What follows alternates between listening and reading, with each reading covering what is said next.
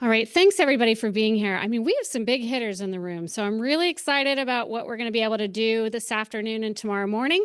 I'm really grateful for the help of Teresa Burns, who was the co-chair for this committee this year, along with myself. And we were just sitting here and we were talking about how, like, my initials are AI, which is avian influenza, and her initials are TB, tuberculosis. So actually, we think we were pretty well matched to put this agenda together for you today. Really appreciate. We're really going to focus a lot in this meeting on trade, animal health preparedness. We're going to follow up on our tabletop exercise last year. How many folks here were in the tabletop last year? Oh, did you miss a fun event? So we're going to do a little action into kind of the direction committee and where we want this next year. And we're a champion. Tawny, where's Tawny? She agreed to maybe help this committee next year, but she friend Canadians to help her make the success. So we'll go ahead and get started. We're just getting some online participants. There are some industry folks online today, as well as so it will be a little bit of an interesting and challenging meeting from just the statistics side, which is, out right now, but we will also have that component going and be flip-flopping between. So appreciate having that support. All right. Thank you. All right. I can get it to work.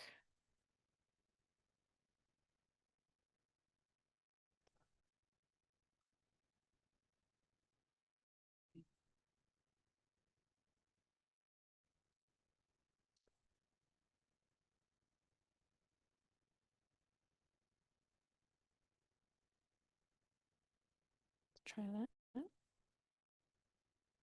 Can I get rid of this guy? Oops. Just minimize that.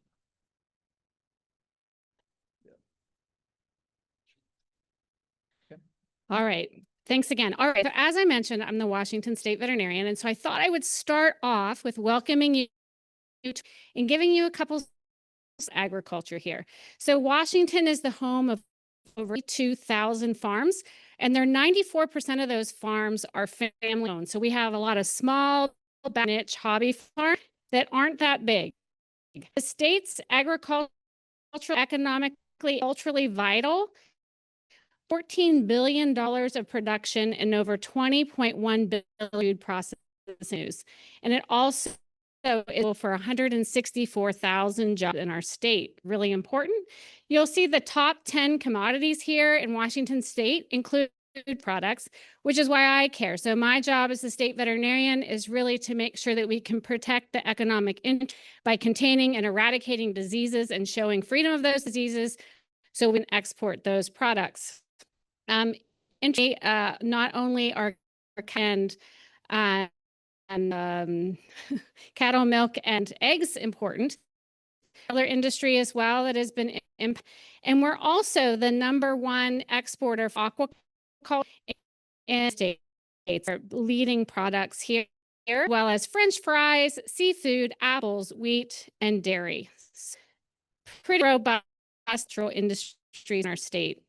So before we all started to farm this land and produce these great products, of course, we had indigenous peoples who lived here. So I wanted to start with a land acknowledgement that the city of Bellevue is located on the traditional occupied lands of the Coast Salish peoples.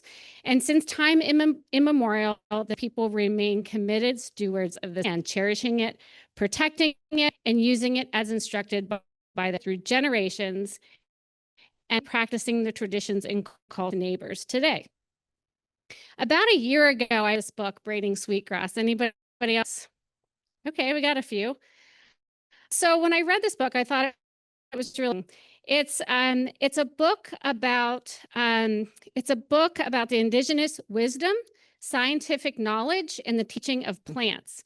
It's a nonfiction book by the Potawatomi biology professor Robin Wall Kimmerer about the role of indigenous knowledge and complementary to Western main scientific methodologies. Throughout this book, she highlights various traditional practices that instilled in her respect of nature, and then understand that you must develop a relationship with plants and animals that benefit humans as well as the ecosystem. System was based on one of relationships and reciprocity talents. Well, does that sound familiar to the health conceptual framework that we're all very familiar with today, where we think a lot over aspects of animal, human, and environmental health and the interconnectedness of the work that we do? We live in a global village, and in global villages, global pandemics happen. They happen with humans with COVID-19, they happen with pigs with African swine fever, they happen with chickens with avian influenza, and certainly right now, we're all thinking about New World screwworm and foot and mouth disease that are back at our borders. Disease pests are no longer confined to small areas, and community problems quickly statewide, national, provincial, and global issues. Each new emerging, whether they had a not present an imminent human, animal, and environmental systems.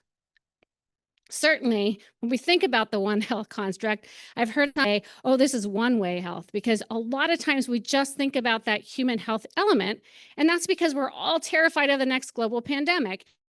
How good influenza viruses are at adapting and how quickly they can spill over, like in the avian influenza outbreak. We expect it to be in those migrating waterfowl, but when they start to spill over into our poultry and cause mortality events, and we start to see them spill over in carnivorous mammals, like we have break with whales and seals and turkeys, and carnivorous mammals such as dogs and cats, we're concerned. And what we're really concerned about, spillover event going to happen in pigs, Oregon. Thanks, Dr. Scholes, for making that happen.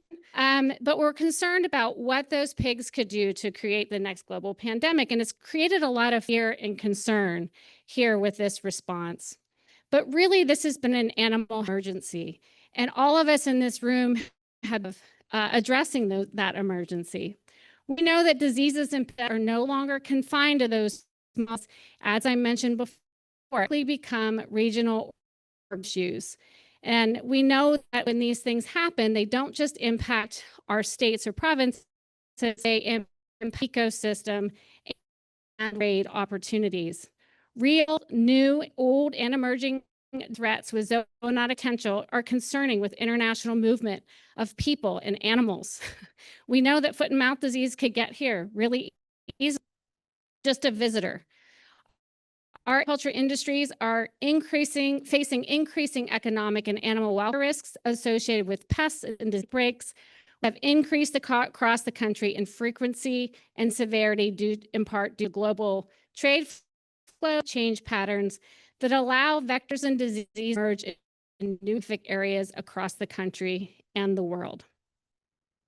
And certainly when we think of climate change, it's not just confined to emerging pests and diseases, but also in natural disasters, impact of those disasters on our food systems in the form of droughts, floods, fires, and diseases. And finally, we must consider the impacts that humans have on environmental health through urbanization, disposal of waste and contamination of waterways with viruses, antimicrobial resistant pathogens, and our new favorite, PFAS. But what we do know is that veterinarians are critical in the role of disease response and management, and also disasters. But just as an example, using this conceptual One Health framework to think about surveillance strategies for avian influenza. Look at all of these state and federal agencies that have been working across these different sectors to do the surveillance needed to really eradicate and contain avian influenza, for example. So we've got USDA working on the animal health. We have USDA Wildlife Services. We have our state partners also with surveillance. We have FSIS and FDA on food safety issues and programs, cat food issues as well. And we also have our public health veterinary part. We're working on symptom monitoring of responders as well as water management. And trying to come up with vaccination strategies for humans. We've also worked closely with them on PE and protecting people. So it's a complex mechanism that requires veterinarians from multiple sectors. Certainly, the other thing we certainly need to rely on is that academic industry government partnership. It's so important in our ability to respond. And that includes our cross-border partnerships and relationships. But what we struggle with a lot is we're all scientists, right? I think Annette was just saying she wants to retire, and she's saying, I wish I could just be a researcher, but it's the science, right? We love science in here. We love it because it helps inform our decision making. But when it becomes problematic is when people don't agree with science. And so we have that kind of in also social science, what's public acceptance, and really we have to partner to make sure that we're messaging the truth to our consumers so they don't get scared of what we're trying to do. Really ground ourselves in science. And then of course, which is why we invited Dr. Hunter today to talk about what trade negotiation like. And it always 100% on science. And because there's some of that political Peter, we have to make sure that we're meeting the of each and each need. So definitely a need for coordination and collaboration to be able to do these responses. So what we're going to do in this room today is really important. Each and every one of us have a role to play. And we're going to need to ask ourselves some hard questions.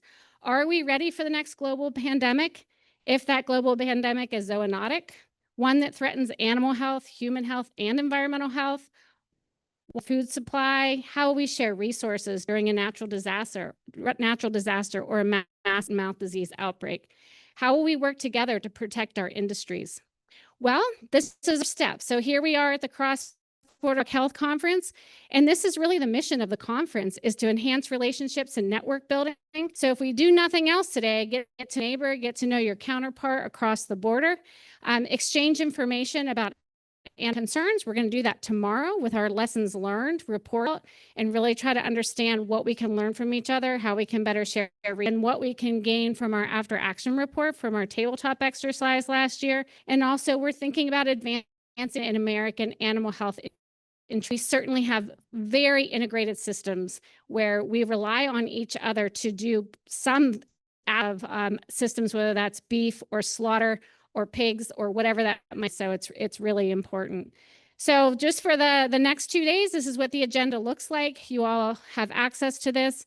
But we're going to go ahead and start off the meeting. Our time is going to be tight, but we'll try to be as flexible as we can. And I'll let you know that we may run over. And so if anybody wants to stay and have further discussion, we can certainly stay in this room till 6 o'clock. We don't have any built-in bio breaks, so feel free to get up and go and do what you need to do and come back in, and don't worry about interrupting what we're doing. So we're going to start off today with some great speakers. But before I do that, I want to make sure that I promote the policy tour tomorrow.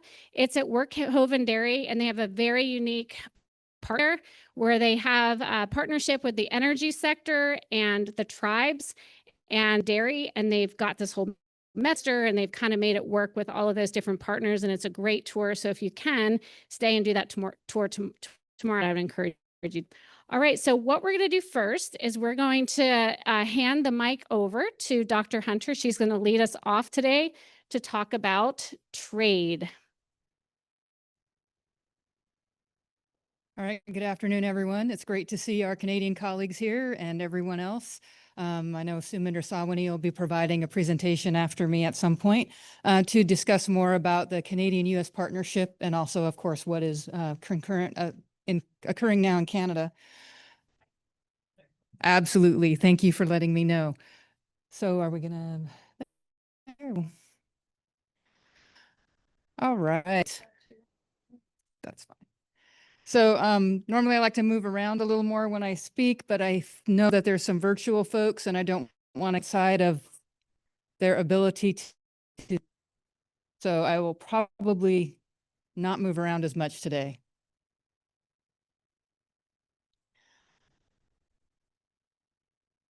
I'll go ahead and get started though. You can the second slide chance. So despite the current outbreak, trade is still going quite well in both poultry and so I know that there are certain states who are hurting. There's always certain companies who are hurting, certain individuals are hurting, whether they're exporters, farmers, or production facilities. Overall, overarchingly, trade is going well. It's been quite well maintained for this, our largest high path out in history. So why is that? Well, that's because after 2014, we spent over a decade working with trade partners on regionalization. At the beginning of the out 2014, 2015, we had about 5 partners who we regionalized with. By the end of the outbreak in 2015, we had 14. Now, a day later, we have more than 80. And these are for live animals, so day-old chicks and hatching eggs, and for products, all the poultry products, mainly products, fresh products going out to the world. So I can imagine, though, if with more than 80 countries that regionalization agreements with, the handful of countries that are left to gain these type of agreements with are more challenging. They're generally what we call the BRICS countries: Brazil, Russia, Africa, China, India, name a few others. We can add Kazakhstan, Turkey. Those are countries we're challenging agreements with, and that's where we're at with regard to regionalized high path in poultry. So we want to take those regionalization type of thought processes and agreements, apply that to other diseases. We can apply that to ASF, we can apply that to foot and mouth disease, we can apply to HPAI disease, but that takes time because countries want to see not only how we've regionalized our avian influenza surveillance works, but they want to actually see it in action, meaning they don't like to come to agreements until they've seen we have the disease. So while we have 80 countries who have agreed to regionalize us for high path, I've spent 2.5 years trying to get countries to regionalize swine fever, and we're at about 10 except the ASF zone, and 2 who have finalized ASF regionalization agreements. Because we haven't had it, and they tell me, well, we know it's going to work because you haven't had it yet. So it's a challenging situation, and it is often more politics than the, but I'm going to add more to the Venn diagram here, and that is you also have to overlap how our regulations play into that. And I'll get into in another slide. All right.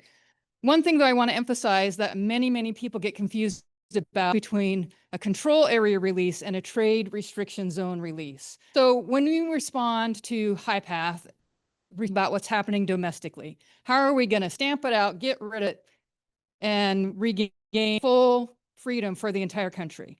That's control areas. And that's how we move through those, and that's our domestic response. Control areas they overlap, but they don't really have anything to do with trade restricted zones. One separate thing. Now, sometimes they overlap. Some countries accept a 10-kilometer trade restriction zone.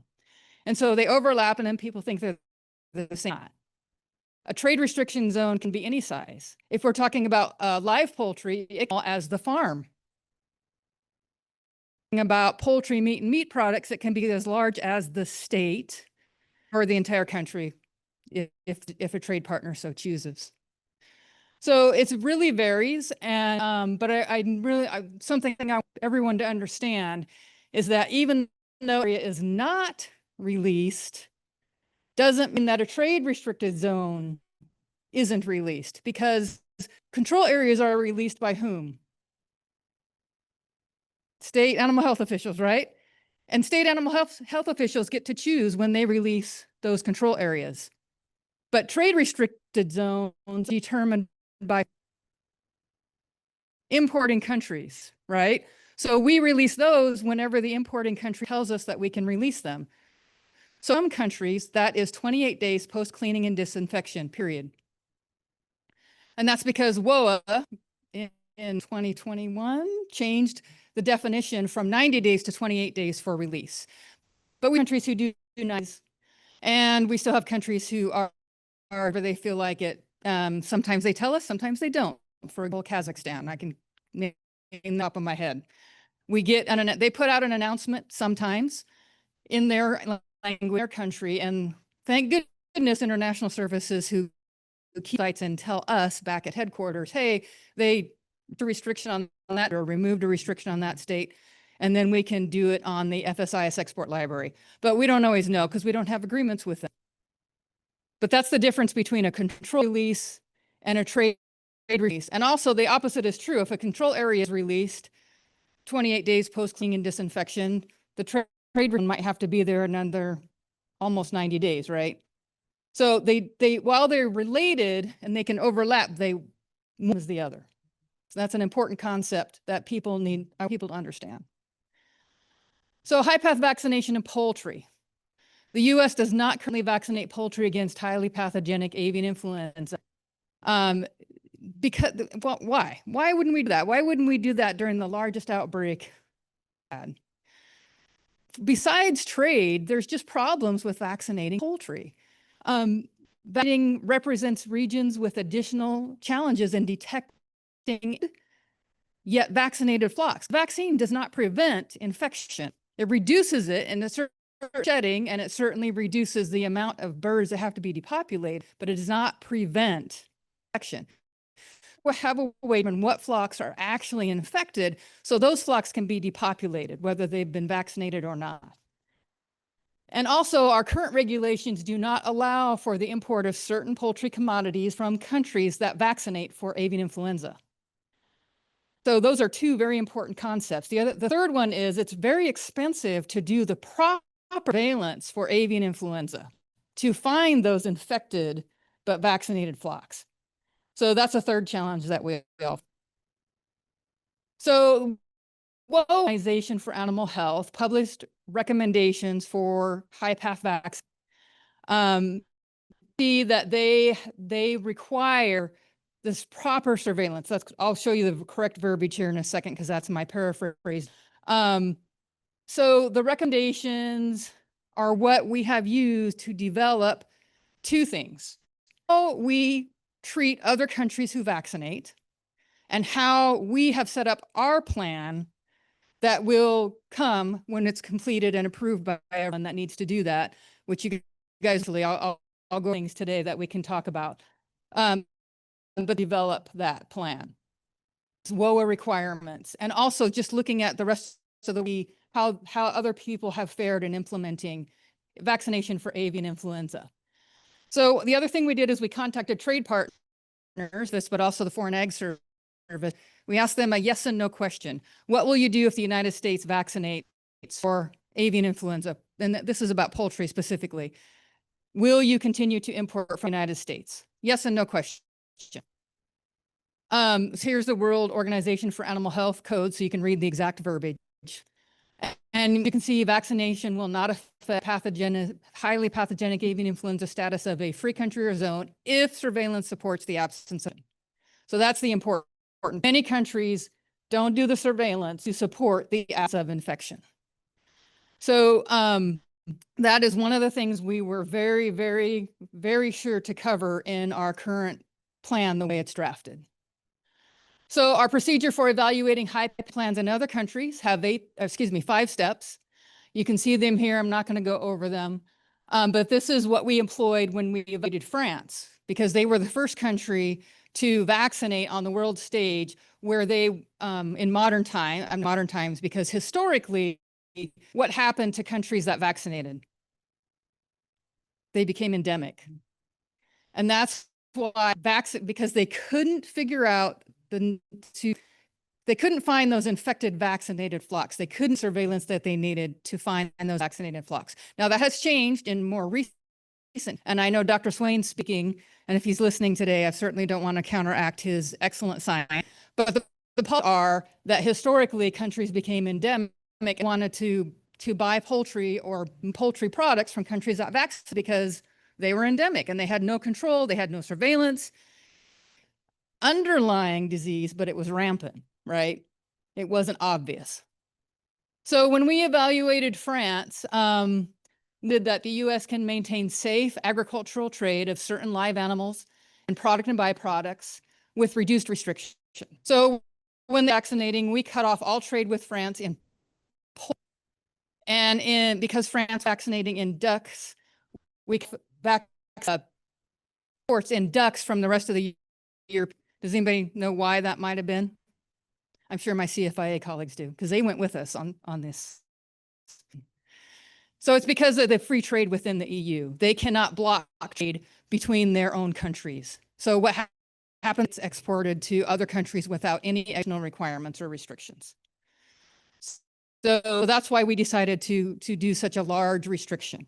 But once we did our evaluation with conclusions that a lot of standards, we determined that they could track their vaccine, so they knew it wouldn't get sent to places it shouldn't be sent. Determined that they were giving it to the proper animals, only the ducks as they stated. And then we determined that they didn't surveillance that the United States thought they should, that there was some issues with that surveillance. And because of that, we determined that we would continue to maintain restrictions on the import of live ducks and products, derived ducks that had been donated. Any other poultry and poultry products from anywhere in the EU that could then be imported into the United States. I think Canada came to a slightly different conclusion. Perhaps Sumindra will during his presentation, but that was the conclusion the United States came to. So this is the Secretary's 5-pronged plan. I'm sure some of you have seen it before. And the one I want to talk about is number 4, which includes strategies for therapeutics and research. And what's vaccine but a threat? So we're going to go back to when we talked to our trade partners, we gave them that yes or no question, and this is what came out of that. So we had countries that would say, we are going to ban you immediately, and that is basically until otherwise noted forever. I never say no. You can see which countries over. Now, we only asked a handful of countries and ask every country in the world. That would take too much. And then the second one, they would ban us immediately. And then maybe later, after they reviewed us the way we reviewed France, if we had proper surveillance and proper response, remove those restrictions. And then we had some countries that said, we'll halt you temporarily, that everything's okay. We're going to reopen the market pretty quickly. Now, we do have some trade values on. I don't want to pay attention to the numbers, because depending on how you add up, and get different numbers, but you can see the spread, and you can see where the biggest trade act is on that graph. Now we, in the last couple of years, they've heard me say, I need a plan. Like, why haven't you gone to trade partners and gotten trade agreements? I need a plan. If I don't have, it's kind of like me going in, I got to sell you. In fact, I'll give it to you for free. And you go, well, where is it? Well, I don't know, but I guarantee I love it. Well, how big is it going to be? Don't worry about that. We're going to make sure that it's the size that fits you and your family now and all the way into the future. No problem. That's what selling regionalization to another country is like if you don't have a plan. So I've been saying, I need a plan. So what needs to go into the plan? Here's some of the things that are important in the plan. And all of these things have now been addressed in our current plan. So now, once it's all approved, because there's still people to share it with, SAHO's industry, our secretary hasn't seen it yet, it's on its way. Once it gets all the approvals it needs, it will cover these plus others. But one of the things I want to emphasize that's going to be in there, but left up to industry, remember I said there's 2 things you have to trace when you're vaccinating, and this is true of any disease. Trace the vaccine, you know, where it went, who used it, what was left, and make sure it was destroyed so someplace it shouldn't be. Because if I tell a trade partner, this product that we're not vaccinated, be able to show that that is true. So you have to be able to trace the vaccine, but you also have to be able to trace the product derived from those birds that were vaccinated. So the first part, tracing the vaccine, will be up to APHIS. APHIS will provide that along with SAHOs, along with everyone else who's a part of the process. Can't be just APHIS. But industry then is going to have to take the responsibility to trace product and what type of flocks that product was derived from. Because we are not in those places in order to be able to physically review that information. And in the slaughter establishments, but it's not their responsibility for animal disease. Option is the Agricultural Marketing Service, and most of you know, maybe our Canadian friends don't. It's expensive to ask and do an exportation program. They'll do it, No problem. So that's something that industry will have to talk more about as this moves forward and determine. I know that industry has the ability. I've talked to them about it many times, but combining it all together from beginning to end is what will be so that we can then assure our trade partners that if they tell us we only want poultry meat and meat products from native flocks, which is what told France, we can guarantee that. Otherwise, they won't buy our product. They go other countries to than the United States. So the other thing that you have is what about cattle? Right? Poultry. Everybody knows about poultry. What about cattle? Well, first of all, know that the disease process in cattle and the disease process in plate, it's highly pathogenic avian influenza. That's how it's got its name. It is highly pathogenic in cattle. The virus is the same, but it's a different disease process. So in cattle, it's not highly pathogenic. It's not got high morbidity, mortality like it does in poultry. So it's a different disease process. In most cattle, it does nothing but the udder and the milk. Virus like the udder. Actually, some research done back in the early 2000s on that, if you want the technical reason. If you don't want the technical reason, they like it there, right? It's the right temperature. They got plenty of food. They can survive there. It's a great place to live. So that's where they go. Where we know it does what? Why is it highly pathogenic avian influenza a concern in the trade of meat and meat products and not just in live chickens? No, from all these past decades that it goes into meat. So the if an avian influenza, highly pathogenic avian influenza affected bird goes to slaughter, that meat that's derived from that bird is infected. That's always been true. We know that without a fact. No one knows that. And that's why we'll quit providing guidelines to restrict for low pathogenicity avian influenza, because low pathogenicity avian influenza, it doesn't do that. It doesn't go in the muscle. So I would say similar in cattle to low pathogenicity avian influenza than highly pathogenic avian influenza, HPAI. So then, well, there's no history, of course, in vaccinating species other than avians, tenacious birds mainly, for avian. So when we want to vaccinate cattle, the question is, does it have the same trade repercussions? And I would say from my experience, the answer is probably not. Because vaccinated cow, no different than a naturally infected but recovered animal.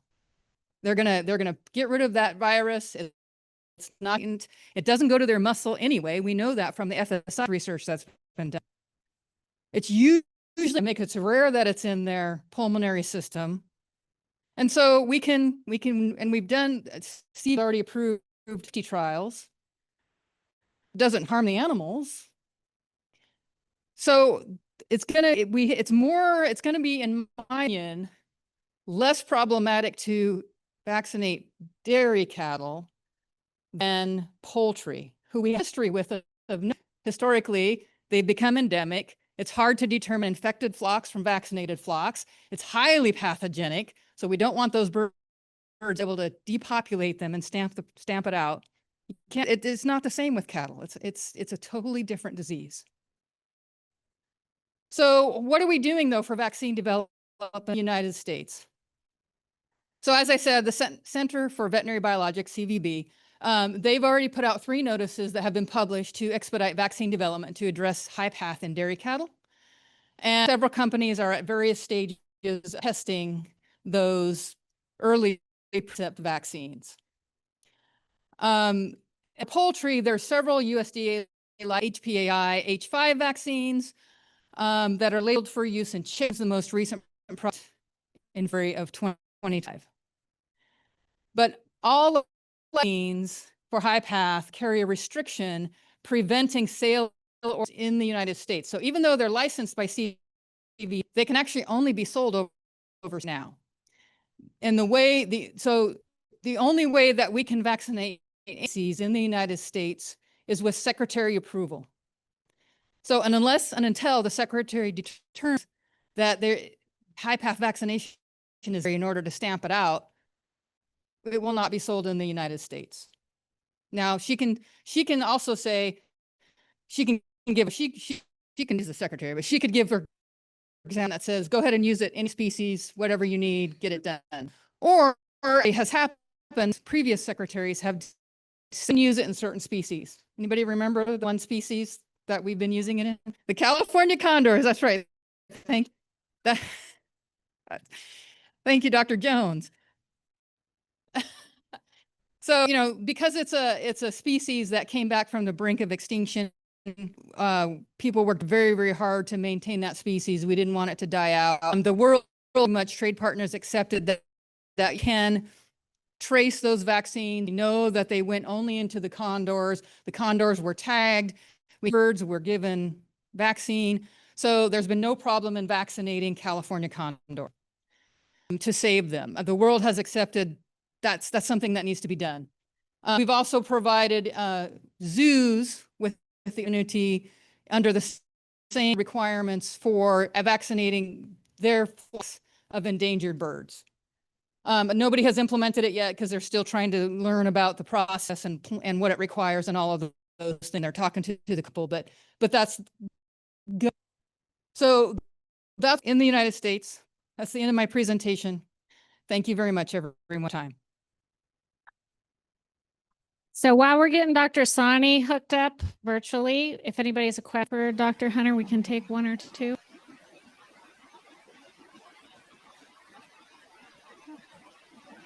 So I really do have about 10, but I'll try here. You said that HPAI is in the meat for poultry. Is that correct? Is it toxic to humans? If we were to eat that meat?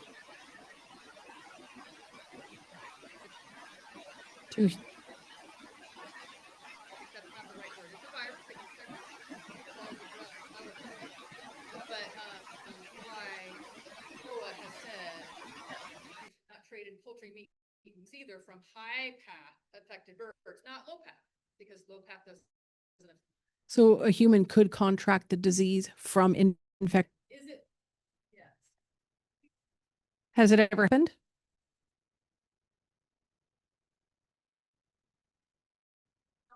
We've ever traced a human infection back meat.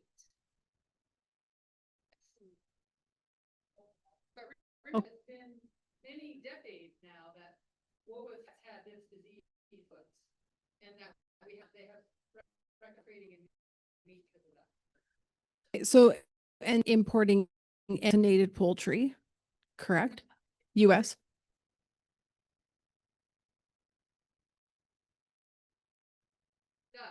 Is the back, so nothing from vaccinated live birds that have been vaccinated. And HPAI cannot infect the meat of cattle. So why would we vaccinate poultry or cattle? What would be the reason to do it? Other countries vaccinate poultry to help reduce the number of animals they have to depopulate.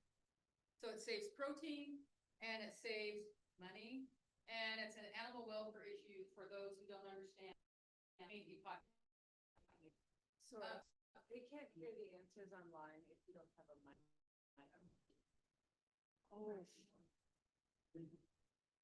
Can the recovered birds be eaten? I am not an expert on that. You might ask Dr. Swain and see if he knows the answer to that. Trade is my ease. So I'm gonna bow out of that. I really don't. But we know in cattle that it does affect the muscle because of FSIS has tested muscle on about it's not quite exactly 1,000. I think it's just under cattle randomly that have gone through slaughters. And they've never found, I think they found one, but it was from the diaphragm on an animal that probably had it in their lungs, and it may have gotten cross-contaminated. Okay, I think we're about ready. Are you going to be here today, Dr. Hunter? Unfortunately, I have to leave at 2:45 to catch a flight to Kansas City. So I'm sorry I won't be able to be here. We can get her questions. If anybody has additional questions, we can help connect you. Does that sound okay? All right. All right, thank you. Thank you, Dr. Hunter. All right, our next speaker is Dr. Sani. Can you hear us? I can hear you. So can I share my screen with you for Oh, my hold on just presentation? a second. We can't hear you. You can't hear me? Can you try to speak one more time, Dr. Sani? Yeah, I can hear you. Can you hear Oh, me? no. Should we skip to Dr. Sifford while you sort through that? Yeah, let me go Hear me now? Okay, we're going to go ahead and move to Dr. Sifford. That's okay with you, Dr. Sifford? And we'll come back to our virtual presenter. We can't quite hear you yet, but we're going to troubleshoot. I think I should have some slides on there somewhere.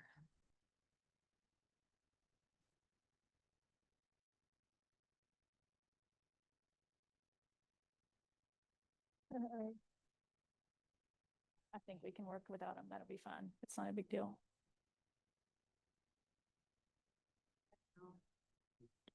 Yeah. So I did have a few slides, but I think we can manage without them without any trouble. And I'm going to try to take a little bit of a step back and talk a little bit about our overall emergency disease preparedness and response.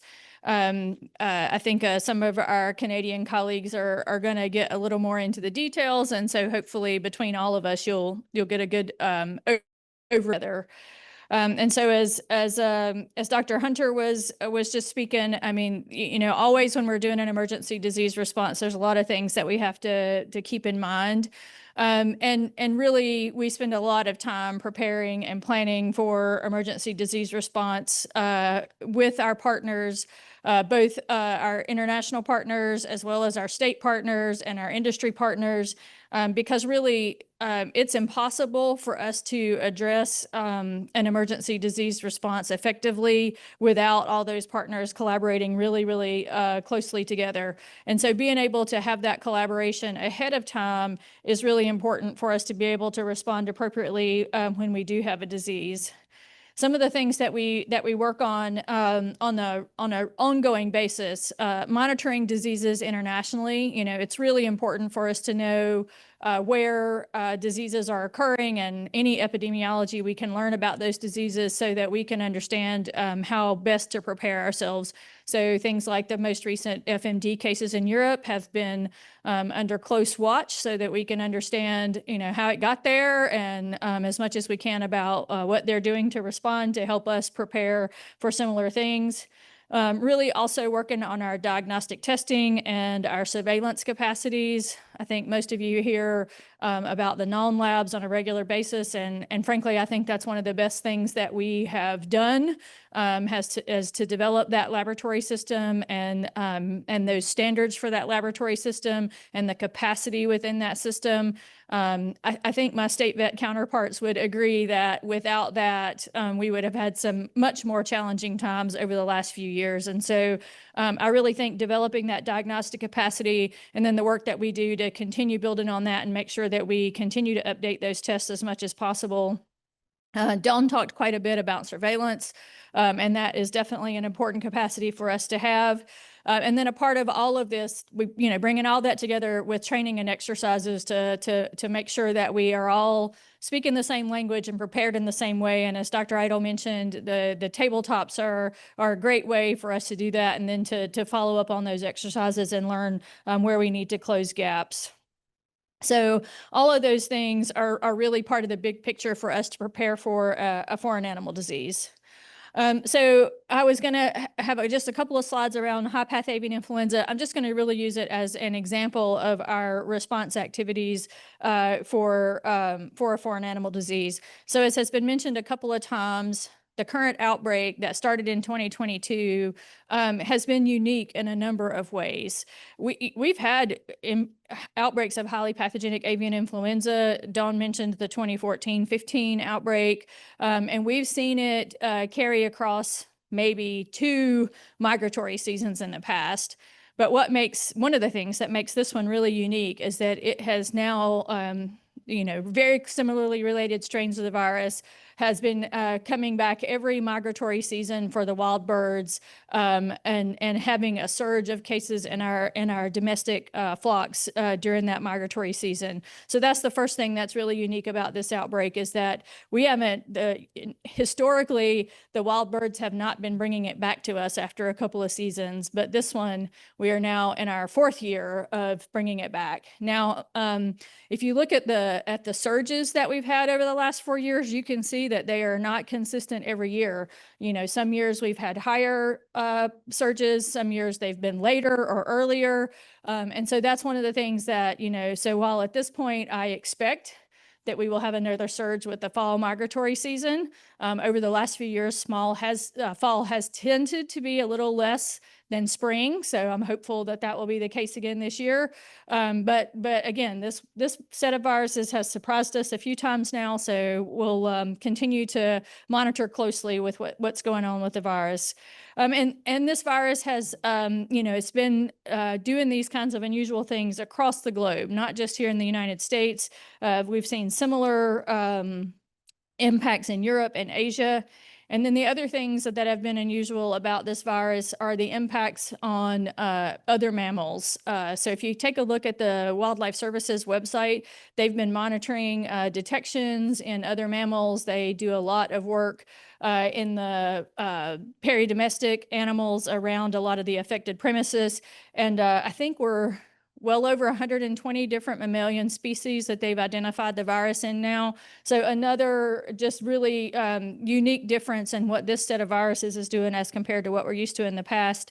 And then obviously the impacts in dairy cattle here in the United States. Now, several other countries have done surveillance and have not found, that spillover into dairy cattle. We know there were some unique circumstances associated with that, but it just definitely demonstrates that this set of viruses has the ability to do a lot of things that are different than what it has done in the past.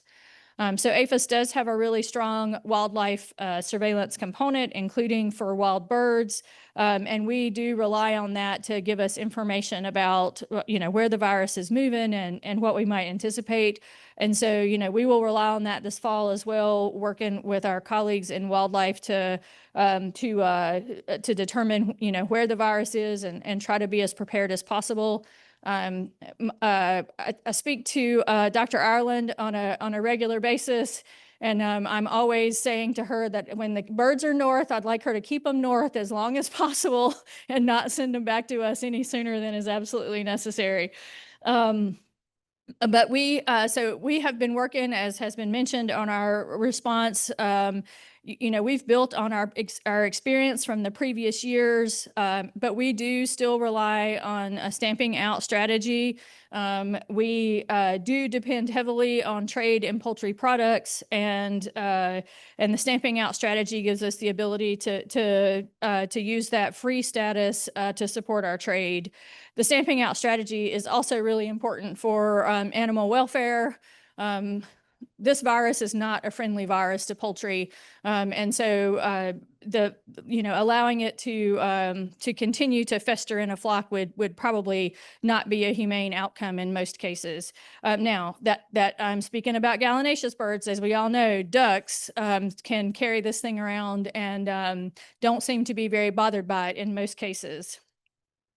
The Secretary, as Dawn mentioned, did announce this spring some additional strategies to fight highly pathogenic avian influenza that we're implementing. Biosecurity is one of the ones that we've been really working with producers all along to really enhance their biosecurity.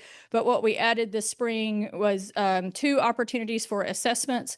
One of them is focused on wildlife prevention, just making sure that you have everything in place that you can to keep the wild animals away from flocks. We have over 80% of our affected flocks in the United States have been direct introductions from wildlife, according to our genomics, and so really focused on that. And then the other one is a more encompassing biosecurity assessment to look at your overall biosecurity for the flock.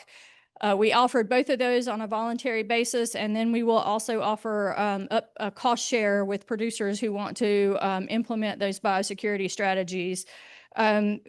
We've really been trying to encourage producers to do that this summer. Again, we expect some sort of surge this fall, and trying to make sure that we get as many biosecurity assessments done and get as much work in that space as possible. We certainly recognize that it's not the be-all, end-all, but it's the strongest tool we have in the toolbox available to us now, so we should try to use it to our best advantage. We've also worked really hard to try to streamline our processes. Our producers get indemnity and compensation when they do have a positive detected. And so trying to make sure we streamline the processes and have producers be able to move through that process and have control areas released as quickly as possible and get their funding as quickly as possible, so to support continuity of business. Dawn also mentioned the vaccines and therapeutics. There's two fronts to that. She mentioned the fact that we've had a working group that's been working really hard to really dive into the details of a vaccine strategy so that we have a plan that we can work with, and that is in clearance at this point. You know, our expectation is that whenever and wherever we're asked to use it, at least now we have the details lined out in a way that we could utilize it. I think prior to this, we would have struggled to figure out the logistics and who's responsible for what, for getting that done. I also think that strategy gives us a baseline for vaccine use for a lot of other controlled situations. So if we need to use even a different vaccine or a high path vaccine of different species, we have a lot of the foundation built that will help us in those situations as well. Another thing associated with that is that we have the grand challenge. $100 million was committed to updated, innovative ideas around highly pathogenic avian influenza. We received over 400 applications for over $700 million. So we will not be able to fund all of the projects. So we have review panels from across government that are reviewing those projects. For any of you who are familiar with our Farm Bill funding, the NADPREP, the Emergency Preparedness funding, we're using a very similar review process for these projects, and we expect later this fall to be able to announce those projects that will be funded, and we're really hopeful for some really good innovations coming out of that. It was pretty broad: vaccines, therapeutics, other ideas that you have for response strategies. So hopefully we'll have some really good things coming forward from that. And then finally, we've been working with our partners in FDA and in trade to look for every opportunity that we can for reducing regulatory burden to allow us to bring eggs to market as much as possible. But really, for me, the key messages from all of our high path response has been the collaboration and the biosecurity. And I think those two things can come up anytime that we or any disease response that we're working on. No matter what you're doing or how you're doing it, biosecurity is important. It might be that you need to focus more on your personnel biosecurity or your equipment biosecurity or your interactions with wild animals. But one way or another, you need to know what's coming on your property and what's going off, and be mindful of that. So I had joked for a long time that I was going to get biosecurity tattooed on my face, because it's the only thing that is the bottom line for everything that we're doing. And then the collaboration with all the partners, as I said before, being able to work through all of the things that we have to work through really requires everybody to communicate and understand and try to collaborate. There's hardly ever a time that the situation is completely black and white and there aren't any nuances that you need to work through. So having those conversations and trying to understand all those nuances is really, really important. Trying to understand competing priorities, because that's the other thing. There's almost always some competing priorities in a situation. So making sure that we're prepared for that. And then I should have also said surveillance. Being able to do early surveillance and identify things early is really, really important for us. And that plays a role in just about every disease as well. So I think we should still the DHS mantra, if you see something, say something, because when you see something unusual happen in your herd or flock, it's important to have a veterinarian have some input onto that, because that thing that's unusual festering around for a few months turns into a big problem for a lot of people. So it's just really important to take note of those little differences and take action on those. So I'll also mention a couple of things about New World screwworm, because that's the hottest, latest topic for us these days. And New World screwworm, I think Dr. Idle had the slide that showed the progression. You know, it was eradicated from North America in the 60s, and then we pushed it back down through Central America, through the rest of the last century, and had the control at the Darien Gap in Panama that lasted pretty well until 2023. And there's a lot of factors involved in the breakdown of that control, not the least of which is probably just changing dynamics in that space and the movements of people and animal and everything else. So, but in 2023, Panama saw a real explosion of new cases. And then since that time, the flies have made their way northward through Central America, and then in November of 2024 into Mexico were our first identifications there.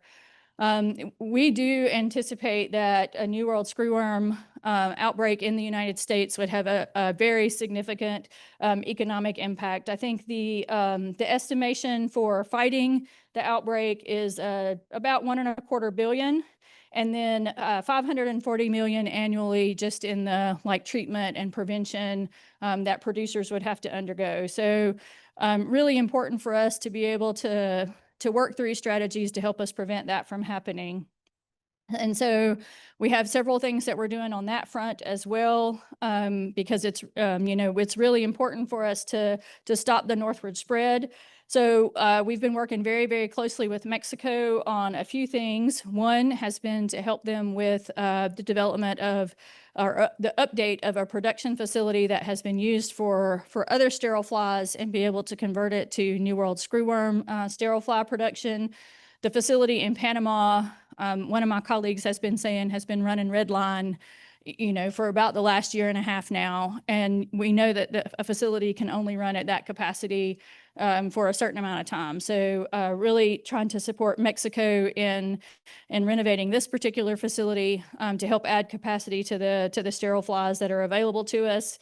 Also working very closely with them on their overall surveillance and animal movement controls, because we think those are just really two key pillars with the sterile insect technique. You have to know where to drop the sterile insects for them to be effective, and they have to be at the leading edge of the outbreak.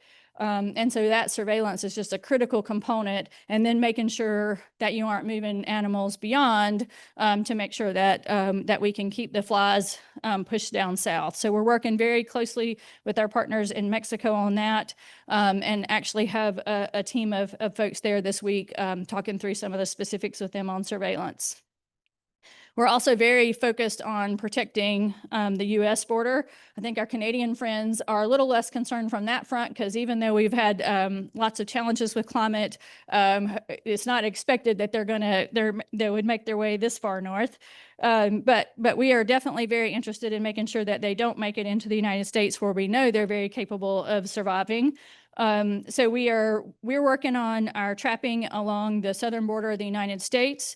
At this point, we're really trying to be strategic with where we place those traps. We have worked closely with Plant Protection and Quarantine. They have traps out for fruit flies.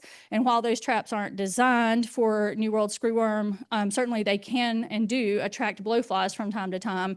And so PPQ is working with us to share any specimens that they trap that might be of interest to us. And then we have also put together a strategy and plan over the next week or two to be able to put out some New World screwworm specific traps to make sure that we're doing our best to find anything that happens to make its way that far north. And we have a strategy for being able to release sterile flies if we were to find an incursion.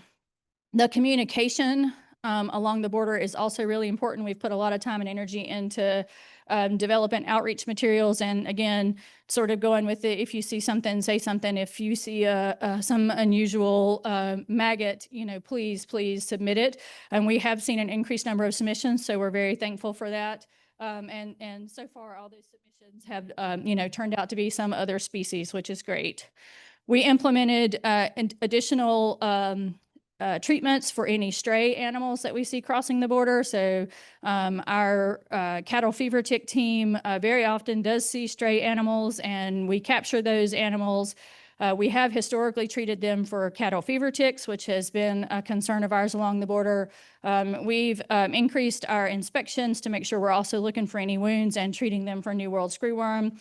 And we've increased our inspections for animals crossing the border, adding a treatment for New World screwworm and additional inspections.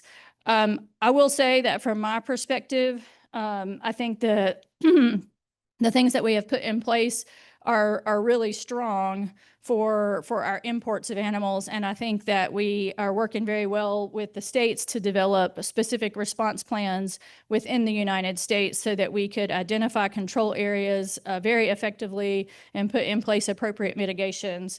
I do think we still have some details to work out in that space, and that's one of the things that our team is working and spending a lot of time on right now. We also are looking at other opportunities here in the United States for fly production, and had listening sessions over the last few weeks to try to give anybody else an opportunity that has an innovative thought or idea to bring that forward. Really trying to make sure that we approach all the options that we have to address this potential pest. Money has been set aside for a dispersal facility in Texas, and work has begun on that. And we are also looking at the options that might be associated with a production facility, because as I mentioned, we certainly understand that we need more production than what we can currently support in Panama.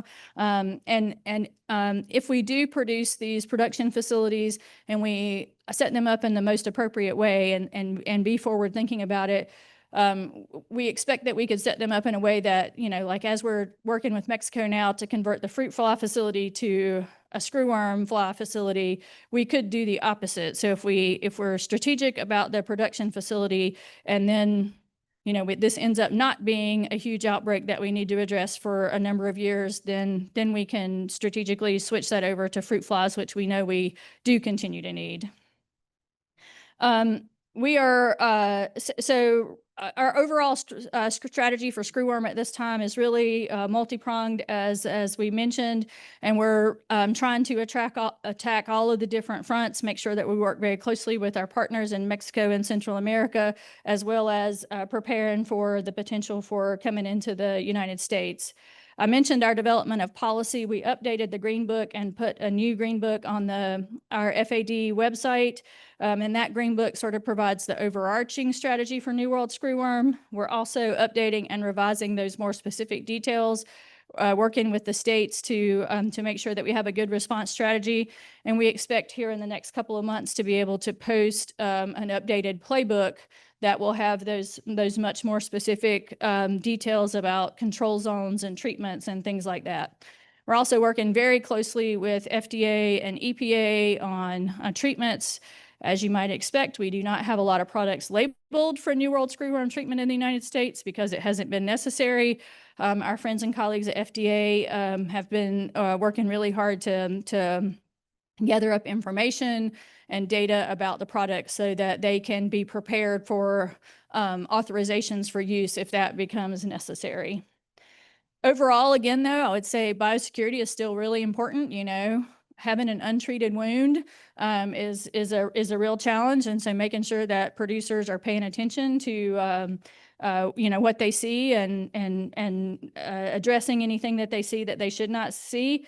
And then collaboration is still really important. It's the combination of not only the producers, but in this case also pet owners and anybody else that might have an animal that could have an infested wound, knowing what they need to look for, and then calling a veterinarian and getting the right help. That's really important.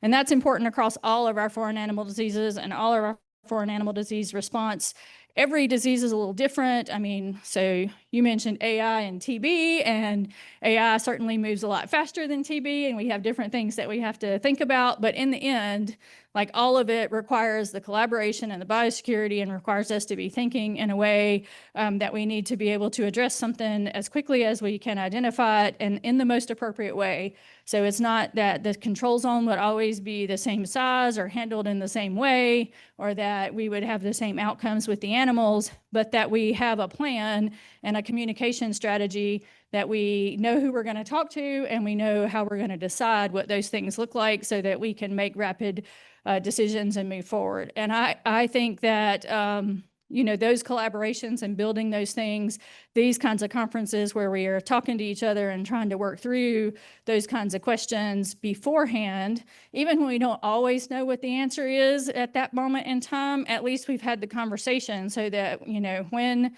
things do start to heat up, we're like, oh, we should be thinking about how this indemnity is going to look, or how this, you know, control zone is going to look, and who's going to be responsible for it, so that we can, you know, get to the decision point as quickly as possible.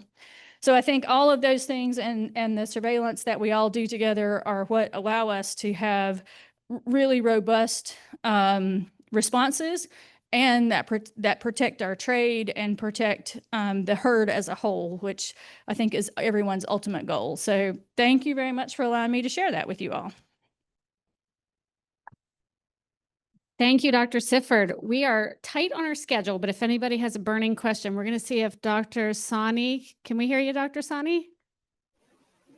Hello, can you hear me? Can you hear me? Okay. Dr. Sifford, you'll be here through the, okay, so if you have questions, that was amazing. I think you packed it all in a short amount of time. Hello, can you hear me? Mic check, Dr. Sani? Yeah, can you hear me? I can hear you. Nope. We do have another, what do you think? We do have another in-person speaker we can move to. Can you hear me now?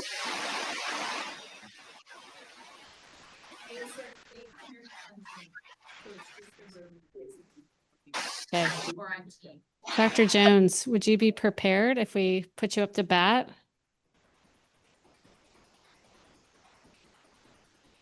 I mean, we could, might be still hard to hear. Hello. We could try. We took it out. We put the microphone up to.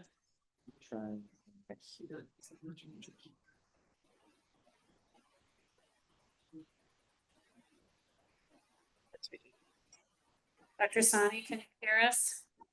I can hear you. Can you hear me? Okay. We're going to try to put the microphone up to the computer because it's not working. Let's try it again. Can you hear me now? No way. Yes. I don't think it's going to be loud enough. Should go to Dr. Jones. Are you okay to wait for another 15 minutes? We're still having technical difficulties in the room. I apologize. And Dr. Ireland as well, you'll be up to bat if you're on. Yeah, I can wait. Can we go ahead and? Sorry. Okay, Maybe can we pause for like 2 minutes? sure. Okay. We're just way behind on our schedule. Yeah. Problem. It's your call. We can. That's go okay. ahead. Just we'll give it to. Dr. Sani, just so you know, they are trying to do some troubleshooting here. We might have you up sooner, hopefully. Sure.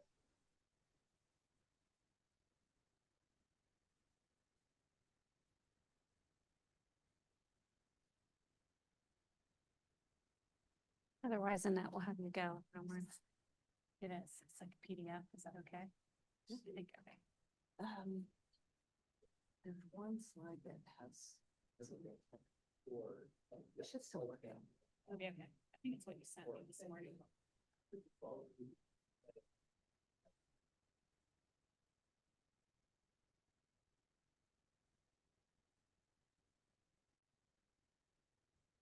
Does anybody have a question for Dr. Sifford while we're sitting here? last year we had a cross-border exercise, and one of the things that we talked about was how does the federal government communicate with our border agencies and our states if they're going to close the border, and then what does that look like right now on the southern border? Because I know it closed for, I don't remember how many days, but how do you keep everyone in the loop on what you're planning and then what's happening and then when you're going to reopen?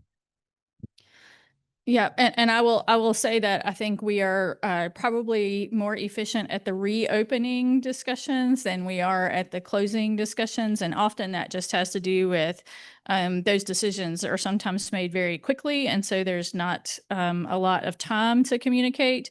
But once we're aware that the decision is going to be made, we within veterinary services, we try to make sure that we're communicating with our partners, so the state animal health officials, the folks that we coordinate with in CBP, and the other relevant agencies.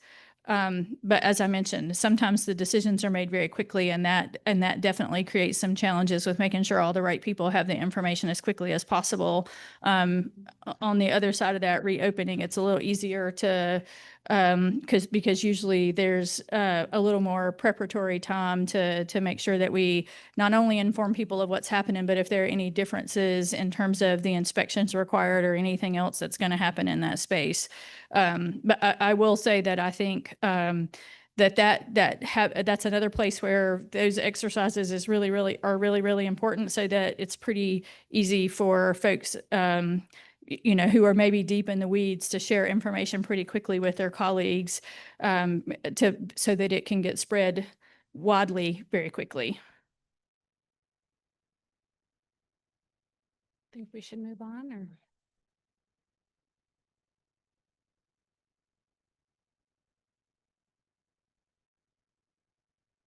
Dr. Sani, you want to give us another try?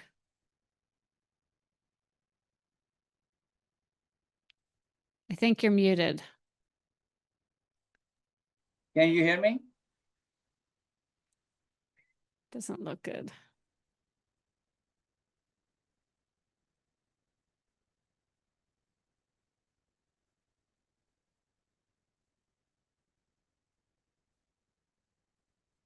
Ask him to say something. Could you try to say something one more time? Hello, can you hear me, please?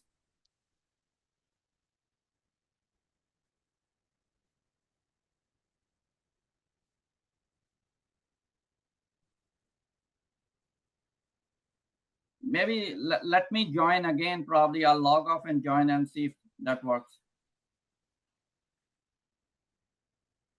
There's someone else from my team that might know. Okay, we're going to move on then, if that's okay. Yeah. Okay, we're going to need to hold on again. Sorry about that, Dr. Sani. We do want to hear what you have to say. We're going to move on to Dr. Jones for now. And Okay. she's going to talk about HPAI response in California, if I can find her presentation.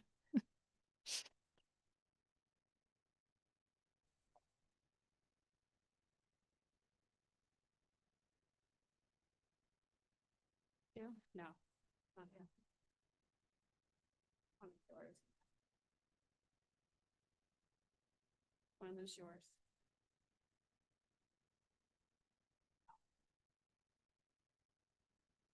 Oh, Is that it? No, it's backwards. Fix that again. Fun. I see it. I guess I can start by saying it's really glad Amber invited me today, because I love coming to Washington. I love going north. This is such a beautiful part of the country, and up in British Columbia last week, I think, at Whistler, and wow, I took a little bit of a drive, and it was nice, definitely a nice to get away.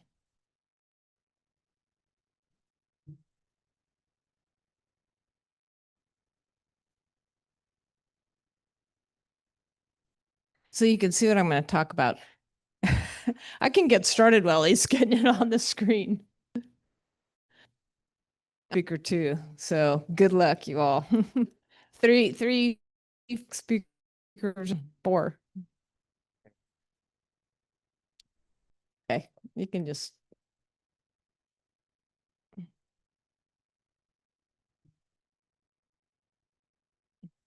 That's the blended remote and in-person meeting. It's our nemesis. Okay, yeah, that's fine. That's fine. And I think make sure this is how I can switch them. Yeah. So I'm mostly just because we had so many cases this year over this past winter. I think it's an opportunity for a lot of different areas to kind of hear what we went through. Just a little background. We're talking about this clade of virus. I'm not going to go through that again. I think most of us here in the room are pretty familiar with avian influenza and how it's changed and evolved and moved around the world. And we definitely, tends to go British Columbia right down the Pacific to California and then comes back up through the Midwest, it seems like.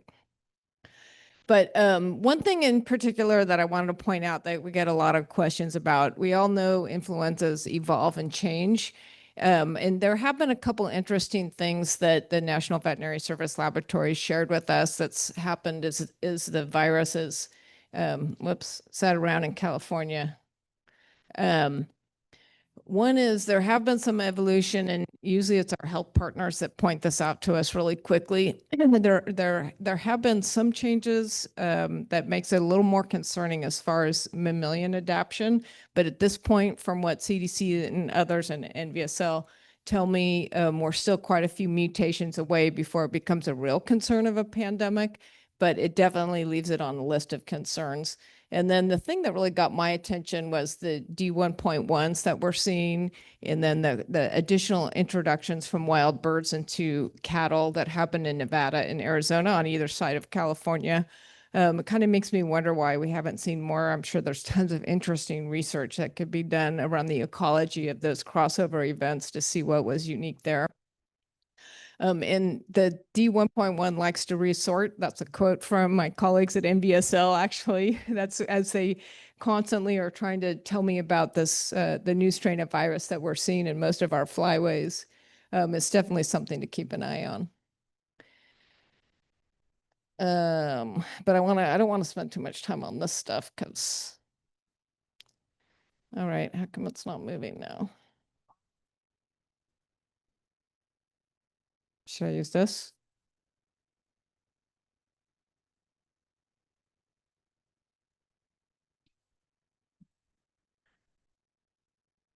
Oh, there we go. So just to reiterate, we're lucky because we have the convenient milk sample from a cow, making surveillance quite a bit easier than just about any other virus that we've had to look for in cows, certainly easier than TB, right? But so we're still looking at that, and it does seem like 1.1 and B 1.13, D 1.1, still milk samples are convenient and effective. A lot of the information that we've gotten from research done in other states before the virus got to California had already suggested, and then it was confirmed. And when we looked in California that respiratory secretions, pretty difficult to find virus there. You can, but unlike a chicken, it's unlikely. And it does seem to have that, as it's been already mentioned, the affinity for the mammary gland. We are, of course, virus has been found in blood and in nasal secretions and in calves and in placentas so it's not limited to the mammary gland, but it definitely has a preference for the mammary gland. Another thing we knew going in that affected our responses, we had some idea of how long, and I put this slide up here. I borrowed it, I think, from USDA actually. We had their epidemiologists, we had some idea of how long of a latent period there could be. And this is really important for testing. So if you're not, the story will unfold. Just note, there can be a pretty long latent period with this virus in cattle. We usually think, 2 to maybe even 3 weeks from exposure to when you start to see clinical signs. And then I have 2 slides here that just have a list of some of the research that's happening in California.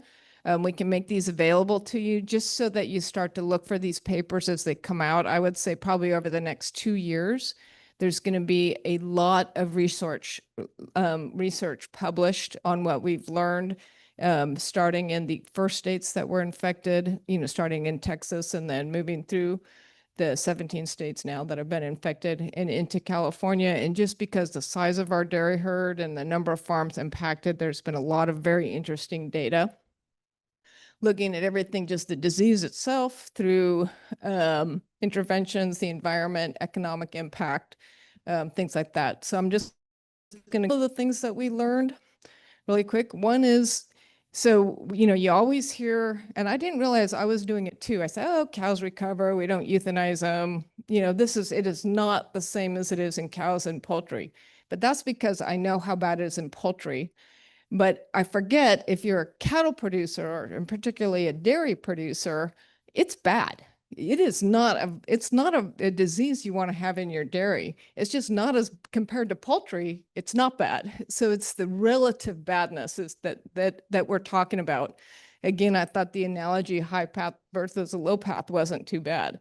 Poultry producers don't like low path AI. It does affect their bottom line, but it's nothing like high path AI. So the same with the impact on dairies. And there was, so the average cow does go down in production as large parts of the herds dry up. They do come back, maybe not to where they once were, but look, the average cow maybe loses 16% of their capacity. And because we did put control measures in place in California, fortunately, we slowed the progression of the virus. And I'll tell you in just a second, kind of some of the ways we think that it's moved. But so we never saw a 16% drop in production from milk in California. And we produce a lot of milk, so that would be a huge hit. But we did see November and December, it did climb up to about the maximum it hit was about a 9% loss in production overall of our milk, and then started coming back. And we did just get our May numbers, and year over year, it actually started to go up again a little bit, our loss. And there could be a lot of reasons for that. It might not just be high path AI, but coincidentally, we are seeing a little bit of resurgence in cases in previously recovered herds.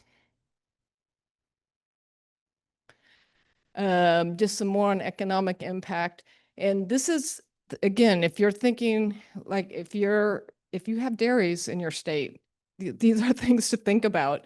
It's true they recover, but the economic support that USDA provided to our dairies, I believe, was critical, because we definitely heard from them on how difficult it was to manage their herds through this disease, but at least they were able to pay their bills because of the federal support that they got. So, but just, at least in California, probably overall over $300 million in loss at the dairy farm gate. Another thing just to mention, I'm just kind of go over kind of some of the things that we found before I talk about where we're at now. So this is a USDA just recently published they looked at the national surveillance and the sensitivity of milk silos. A lot of that data did come from California just because we were mid-outbreak when they were trying to check to see how sensitive these silo tests were. And it's all pretty good news. So the national milk strategy and silo testing does look to be affected, especially in an area where you don't think you have disease. Because when a herd first become infected, they tend to produce a lot of virus, and the silo testing can be very, very sensitive and effective. And I'm going to say this several times because I learned it the hard way in California, because it took us a while to get every dairy on surveillance. If you're not, there's 3 weeks. And does anybody know of a dairy? There might be a very few who don't move cows during 3 weeks. I mean, dairies tend to move cows, especially in California or any large dairy producing area. So if you have a 3-week latent period where you could have had exposure, there's a multiplier effect to those movements. We know this from foot and mouth disease and all the modeling that's been done there. You're going to be in real trouble if you don't have every dairy under surveillance. So I'm a huge fan. You've heard multiple people say it already today, that this ongoing surveillance is really important. And it's not that hard for this disease because we just have to test milk. Another thing that some researchers are looking at are breed differences. Anecdotally, we heard there's a difference between Jerseys and Holsteins in disease presentation. Some of the early research, not published yet, but is starting to bear that out. Multiple different people are looking at it. What I'd really like to see is we have a lot of genetic information on dairies. And, you know, could we start to tease out and see, is it more than just Holsteins versus Jerseys, but are there some specific lines? Is there some specific genetic associated resistance to disease sequela that we could look at and maybe even start to select for? Just some other findings. Several researchers wanted to see how the virus behaves on a dairy, how quickly it moves, what's affected, what systems are affected, and bottom line, everything has shown that this virus moves. Once a dairy is infected, it moves fast through every string. That's kind of the bottom line. There's been a lot of air sampling done to see, well, can we pick it up in the air? Does it blow in the wind? Is it in the parlor? You know, employee exposure. So air sampling's been done. It seems like most likely where they've been able to find it, and it is hit and miss, would be the parlor and maybe some of the lagoons where the fresh water hits them from the parlor. A lot of the USDA Wildlife Services has done a lot of the prairie domestic wildlife, and it seems like, and you can nod your head if you agree, but it does seem like the prairie domestic wildlife are more likely to be infected around a poultry farm than a dairy farm. But there are some pigeons and other animals that there's spillover from an infected dairy.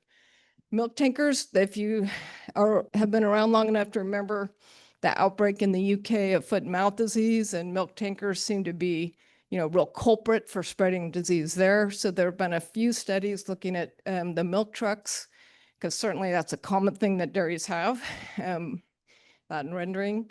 That there probably needs to be more research done earlier if there's a region that is early in an outbreak, that might be one of the projects I would encourage to be done ahead of time. But so far, at least in California, and I think Michigan and maybe elsewhere, the outside of the tankers, even if the milk was inspected, they didn't find any virus. So the biosecurity that those haulers are using seems to be pretty effective. Not enough numbers though, probably. ARS is looking at flies. That's probably a culprit. And then calves. We have huge calf ranches in California. Our biggest one's about 100,000 calves. So, and they are really well cared for. Every calf that comes on board gets serology. When they're taken, they all have electronic ID. So there's a lot of research that can be gained there. And it does seem that the calves that come off an infected dairy seroconvert. So that means they've been exposed and they can mount an immune response. It doesn't seem like there's a lot of evidence of lateral spread once they're on the calf ranch, just because they're housed in such a way to prevent other pathogens from spreading. But again, there's several projects that are ongoing looking at that. So that's just until you see the published paper, we don't really know that information's solid. It's just some of the early information we got because we had to make decisions, you know, 2 months ago on calf ranches. And then you hear a lot about abortion storms. That's certainly a loss that dairy producers are experiencing. Not every dairy has an abortion storm associated with this virus, but some do. And sometimes you can isolate the virus from the fetus and occasionally from a placenta. Food safety. So this is one thing, living in a big dairy state, I was doing backflips because USDA and FDA did some trials immediately on pasteurization as it's done today in the field to determine and establish that it does effectively inactivate this virus. So that was very clear early on, which made a huge difference. Both probably the most important market is actually the domestic market. So it made a big difference there as well as for trade.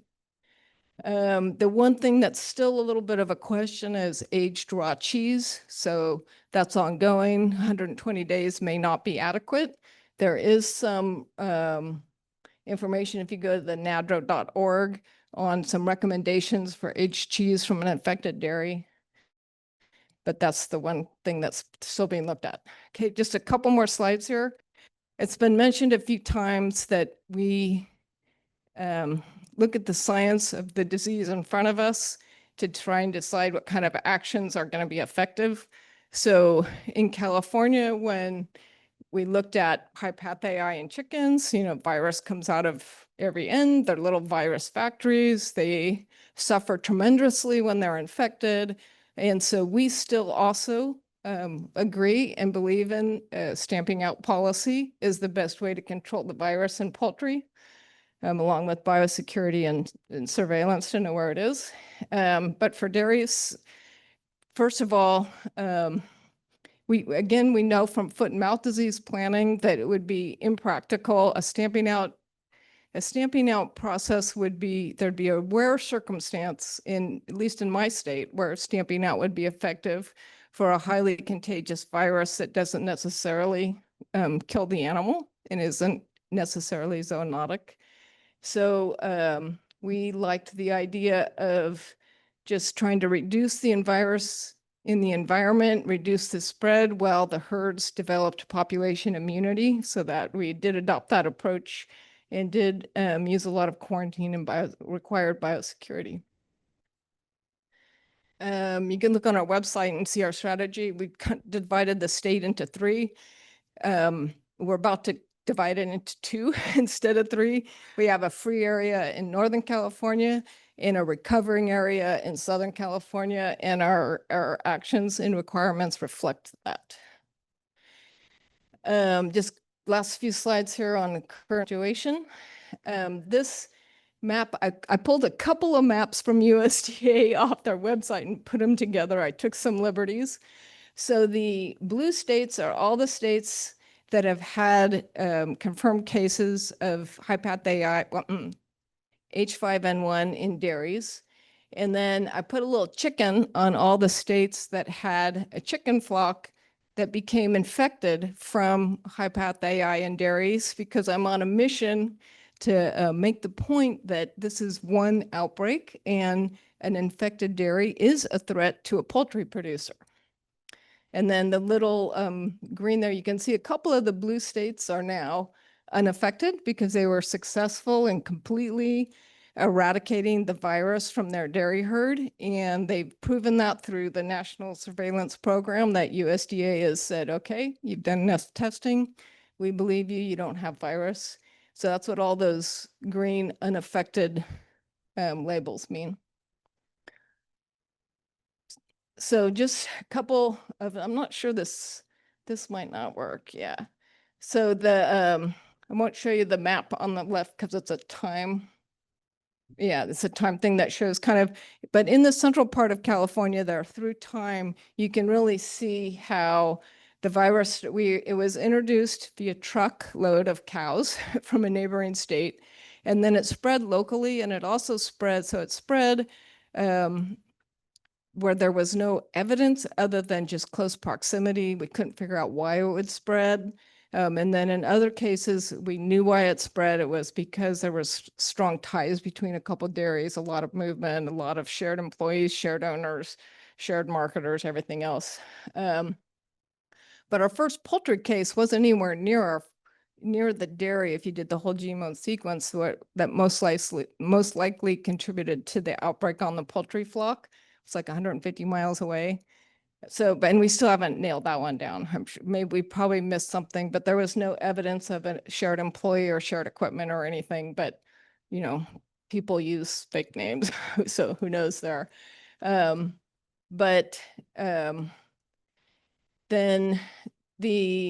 and you can't see it because the map's not working, but the one thing we are starting to see now is as immunity is waning in our Central Valley on the herds, especially where they were first infected, which is kind of the southern part of the Central Valley there, we're starting to see cases again. So dairies went 3 weeks with 0 virus in their milk, and then went along for a while there. And then now they're starting to pop up positive again. And at first they weren't symptomatic, but now we are seeing some that are symptomatic again. And some CT values are pretty low. So this is kind of the summary of our dairy herds. We had over 770, well, about 775 of our 1,000 herds eventually became infected, mostly in the Central Valley there and in Southern California. All those dairies are linked through a lot of movements and just geographically. The northern part, so the northwestern part of the state is still free. Average time under quarantine, this has been ticking up as we go further out because we have some herds that just haven't been able to clear the virus. So it's now the average is just over 100 days. It used to be closer to 80. We don't even test them to prove that they're free until after 60 days, just because we don't want to waste our lab resources. And then the last point I want to make, well, the second to last point I want to make is on this slide.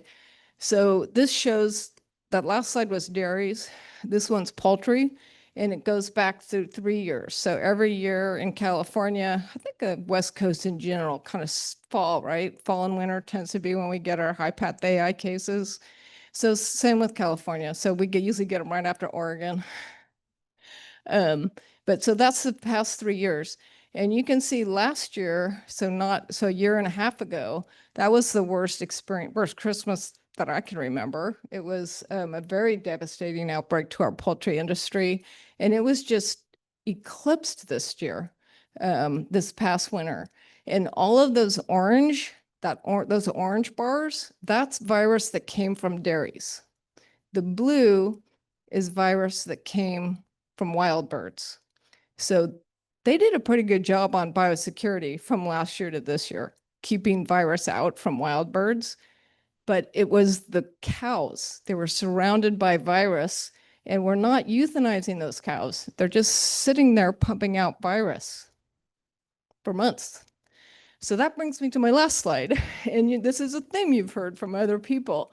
I feel really strongly, and I've been in my job for 20 years, and I've seen this on several major outbreaks, but it's going to take 3 things. And if we drop the ball on any one of these 3 things, we're going to have a problem eliminating this virus. One, we've heard about it, biosecurity. That's always probably the most effective tool in the toolbox. And then testing, because we need to know where the virus is and where it's not for obvious reasons, so that we can put those biosecurity investments to the place where they need to go. Biosecurity is not cheap. It's not easy. It takes mental fortitude. But what I've seen happen many times is it doesn't matter how good the biosecurity is.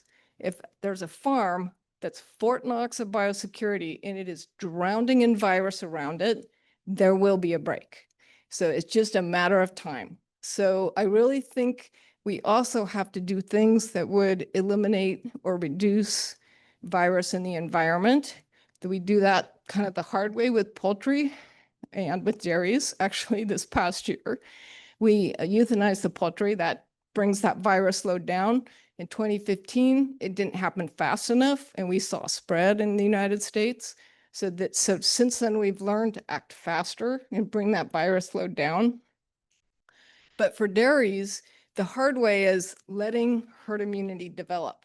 That takes time, and it takes virus for that to happen. So that is where I really feel that we need to be thinking about vaccine in dairy cows. Because if I was a herd owner, I would much rather vaccinate my cows than deal with the virus. But even more importantly, if I was a poultry owner, I would much rather have the dairy vaccinating their cows than letting the virus run through it. So that's it.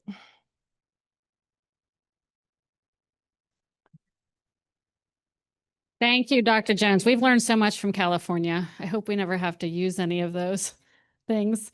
So we're going to keep going. We don't have IT working quite yet, and we do have a lot of great speakers. So I apologize for our virtual speakers, but for now we're on hold. But we're going to go ahead with Dr. Emery if that's all right. Patient successes, optimizing response, new zoning, novel tools and technology.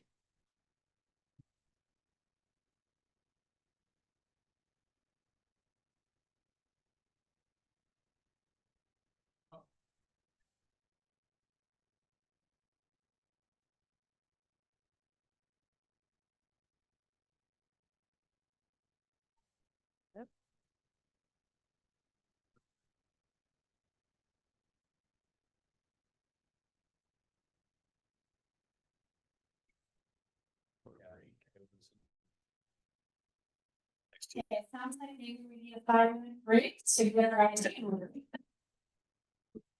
But I don't think we do. Hey, here, go. Sir, can you have somebody on the Zoom check the audio? Can you have them speak? Check. Somebody.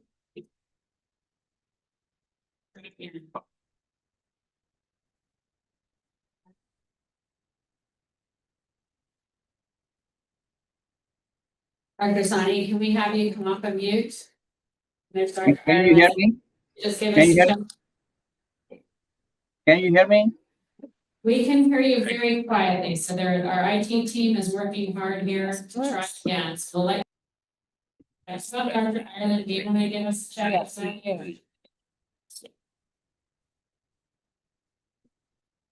Just keep going. Have him keep going, please.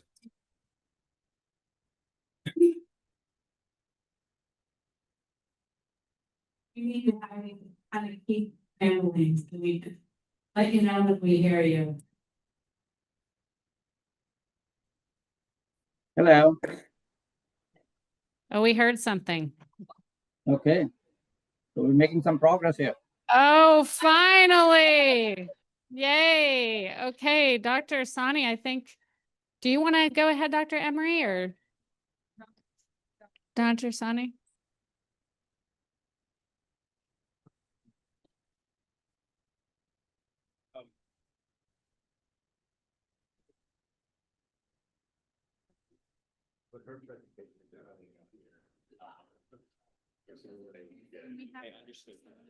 Yes, now, or you're getting set up, whatever. For her to yeah, okay, I'll get it. So we'll give USB-C. Okay. Teresa, is your presentation with Dr. Klippenstein? It's ready, it's on there? Yeah, we'll go straight. Okay, Dr. Sani, I think we're going to have you go next while they're prepping the next presentation and getting it on the computer. So are you prepared to share your screen? Let me try.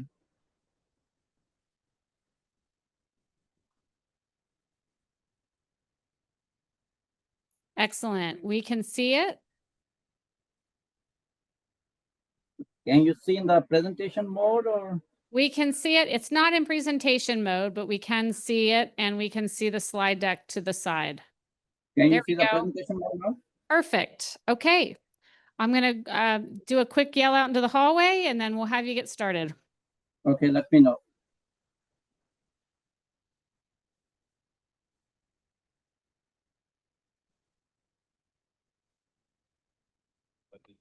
I think we just go.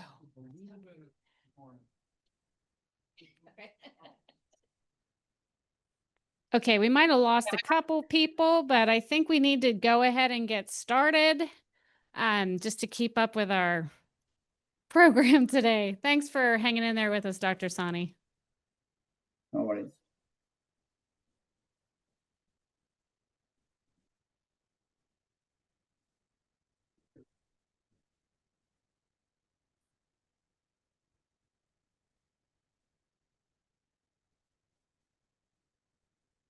I think you can go ahead and get started, Dr. Sani. Thank you so much.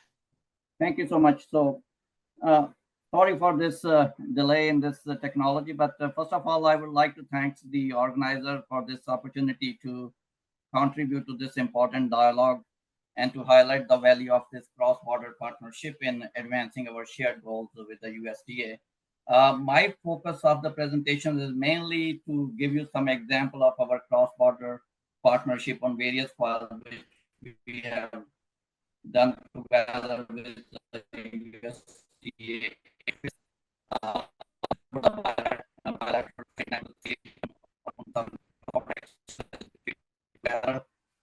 Joint risk evaluation of the, the collaboration we have with the USDA. And I would like to highlight here that there is a long-standing history of working with the USDA APHIS, and there is a very strong relationship at the working level with the subject matter experts. And our intent is always to make decisions based on the science, mitigate the risk, reduce any regulatory or administrative burdens when we are negotiating for any commodities, to facilitate the trade and to harmonize the conditions, and how we can work together at the international level to have a joint position for North America, especially at the WOWA, even at the Quads countries. So there are a lot of good collaboration and very strong relationship. Anything on the negotiation, I think I just want to highlight is a couple of key factors are important: trust, transparency, timely sharing of the information. And this we have done over the years when we are talking to each other, sharing the information. Even during a crisis or an emergency, we give a heads up to each other. And that's is a foundational stone, I would say, in collaborating with on the various files with the USDA. We have in context of the US-Canada Regulatory Cooperation Council, which is a framework for USDA for the recognition of the foreign animal disease. And we did a comprehensive evaluation of our hazard-specific plans for foot and mouth disease, classical swine fever, avian influenza, and the Newcastle disease, on the basis of which we have made those zoning arrangements for the foreign animal diseases. And one of the key things is all these arrangements, when were put in place, they were outbreaks in the domestic animal species. And one of the gaps which was identified, especially when the African swine fever outbreaks were happening in the Europe and spreading across the globe, we found that if there is an incursion in a non-captive swine, that there was a gap. So in 2021, US and Canada, both APHIS and CFI, they worked on the ASF protocol for non-captive swine, under which the trade can continue from the disease-free areas. And we have used a phased approach in different phases, and it's a very flexible approach to have a trade continuity. A part of that arrangement is we have worked on several safe commodities which can be traded on a day zero, basically, and these are, most of these commodities are heat treated or processed products, which according to the WOWA international standards, they're using a time and temperature, the risk of inactivation of the virus is mitigated in that sense. So we have modified our certificates to incorporate these conditions so that the trade can continue for these commodities in case of an incursion of a disease. I just want to highlight about this pet food trade also. It's $1 billion industry between US and Canada. And a few years ago, I mean, we were doing more than enough which was required for the pet food, basically. So we were trying to find the efficiencies on both sides. And initially, the US was issuing the import permits for the importation of the pet food, especially the finished pet food from Canada or thermally processed. And then we negotiated a bilateral certificate with the USDA, and the current certificates allow the multiple shipments, which is valid for 30 days. And it also allows basically now that a CFI can inspect those facilities within 2 years. Earlier, USDA was doing those inspections. So it has basically reduced the administrative burden in that sense, and we found some efficiencies. And now currently, after the import conditions for pet food, and they also incorporate the small ruminant materials removed as of January 3rd, 2022, following the publication of the new rules on the transmissible spongiform encephalopathy in the small ruminants. Dawn Hunter spoke about the joint evaluation. Specifically, she talked about France, but I would like to emphasize that we had done multiple joint risk assessments together with the USDA, APHIS, and that shows a strong collaboration in that sense. In 2019, we had done a evaluation of the ASF, CSF, FMD, and swine vesicular disease for 13 European countries.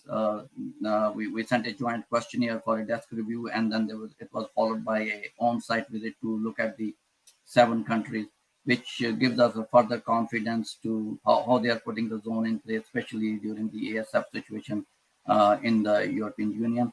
We did a joint evaluation for France, also for HPV vaccination program, which Don alluded to that. In 2022, there was another mission to Colombia to look at the importation of beef from Colombia, especially to look at their FMD status. And currently, we are working with the USDA APHIS to recognize Germany's freedom status from FMD.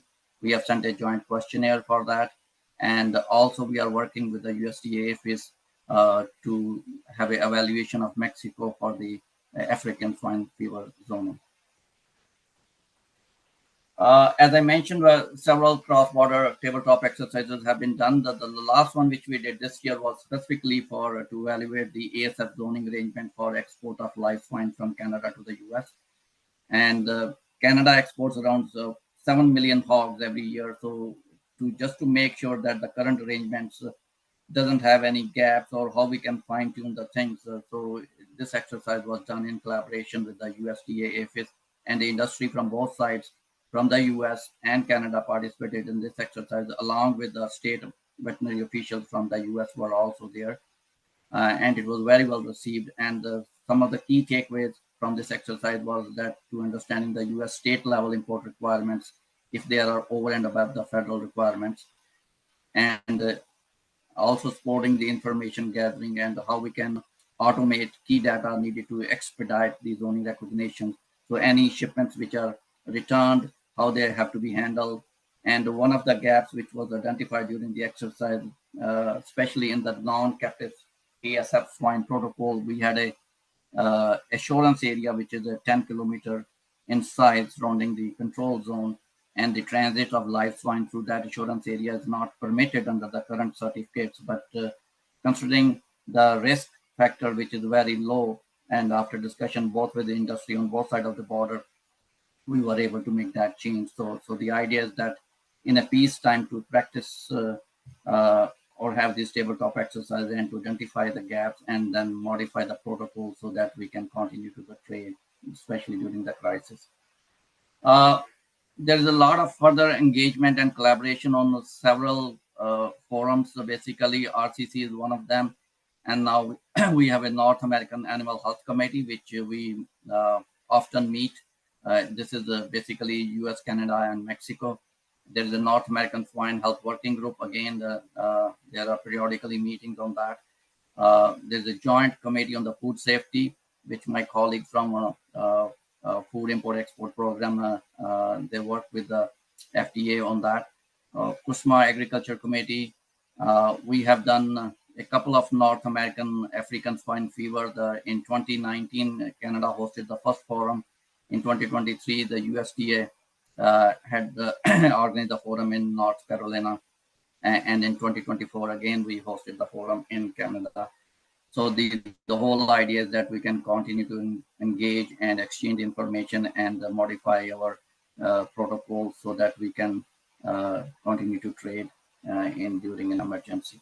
And also, we have done joint presentation at WOWA specifically to highlight the zoning and the compartmentalization, which is the real outcome for to continuity of the trade. Don mentioned that currently there are US has an arrangement for HPAI among more than 80 countries, but we still have a lot of challenges on the zoning side, basically. And the whole idea was to get the message out, specifically at the WOWA, where around 180 countries they participate at the general session. Again, the preventing the disease entering into US and Canada. So USDA ASF, they put the protection zone in Puerto Rico in 2021, and due to the ASF situation in Dominican Republic and Haiti. So this was a new concept, and there was a lot of hesitation internationally initially, but Canada was the first country to formally recognize these U.S. protection zone, and followed by this, I think that the other countries also accepted that, and this allows for the trade continuity and the swift disease response, and again reinforces our partnership. We continue to engage with the USDA on the New World screwworm situation in Mexico, and trying to learn from them, and also to keep basically engaged and to make sure that if there are any risks, we will modify our import controls and the border inspections to prevent any incursion into Canada. We are also talking with the USDA to consider using the infestation as a terminology in our RCC framework for the zoning arrangement, because current arrangements, they only talk about highly infectious disease. But with the changing of the climate and the emergence of the vectors like flies or the ticks, so I think it's important to include this infestation and how we can continue to trade in case of those conditions.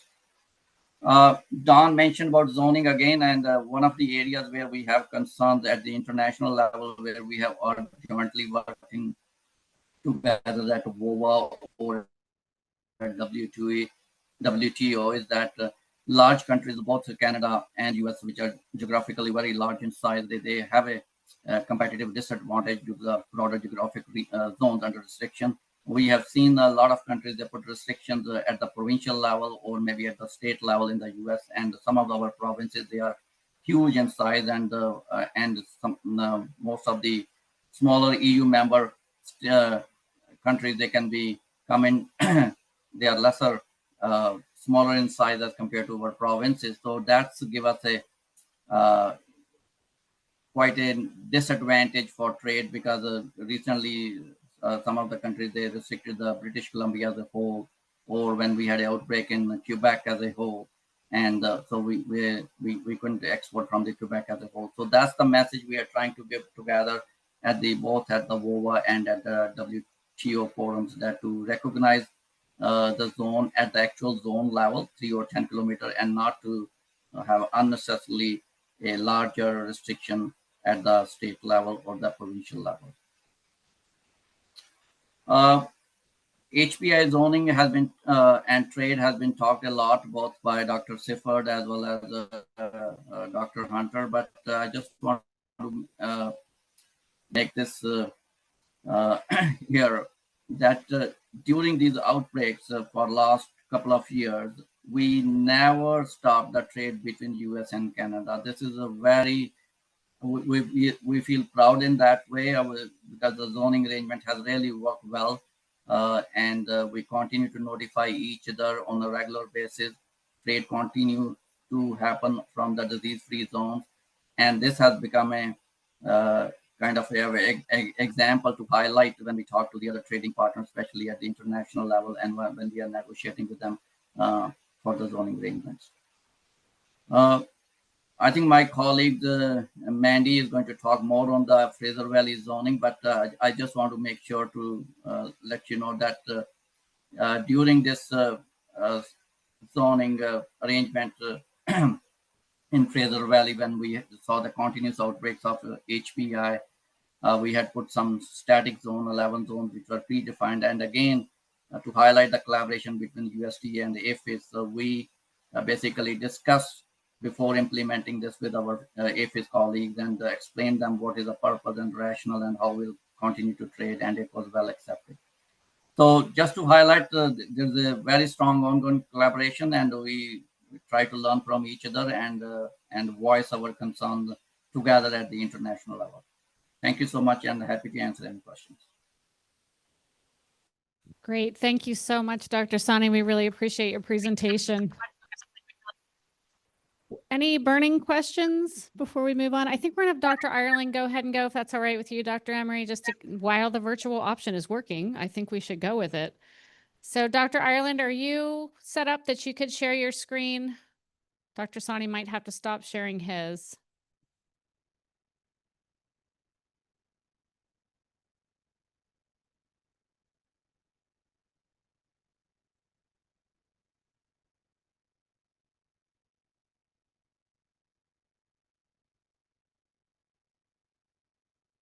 So while Dr. Ireland's getting set up, she's the CFIA Chief Veterinarian, counterpart to Dr. Sifford. So they were supposed to present right next to each other, and she'll be talking about national disease response priorities, challenges, and updates. Hopefully we can hear you, Dr. Ireland. So far, we have not heard your voice.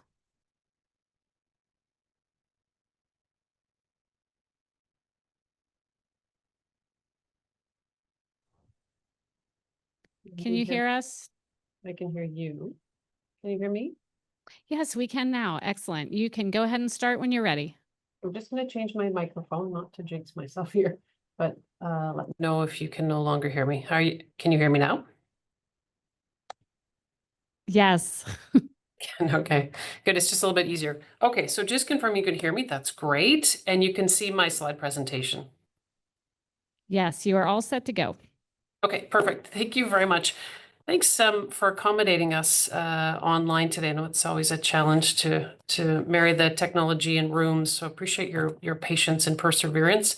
I'm Mary Jane Ireland. I'm the Chief Veterinary Officer for Canada with the Canadian Food Inspection Agency. I'm the delegate to WOA for Canada, and I'm also the Executive Director of the Animal Health Directorate within the Policy and Programs branch at the CFI. And I'm thrilled to be able to say a few words to you today about highly pathogenic avian influenza and provide you a bit of a situational update, a Canadian perspective.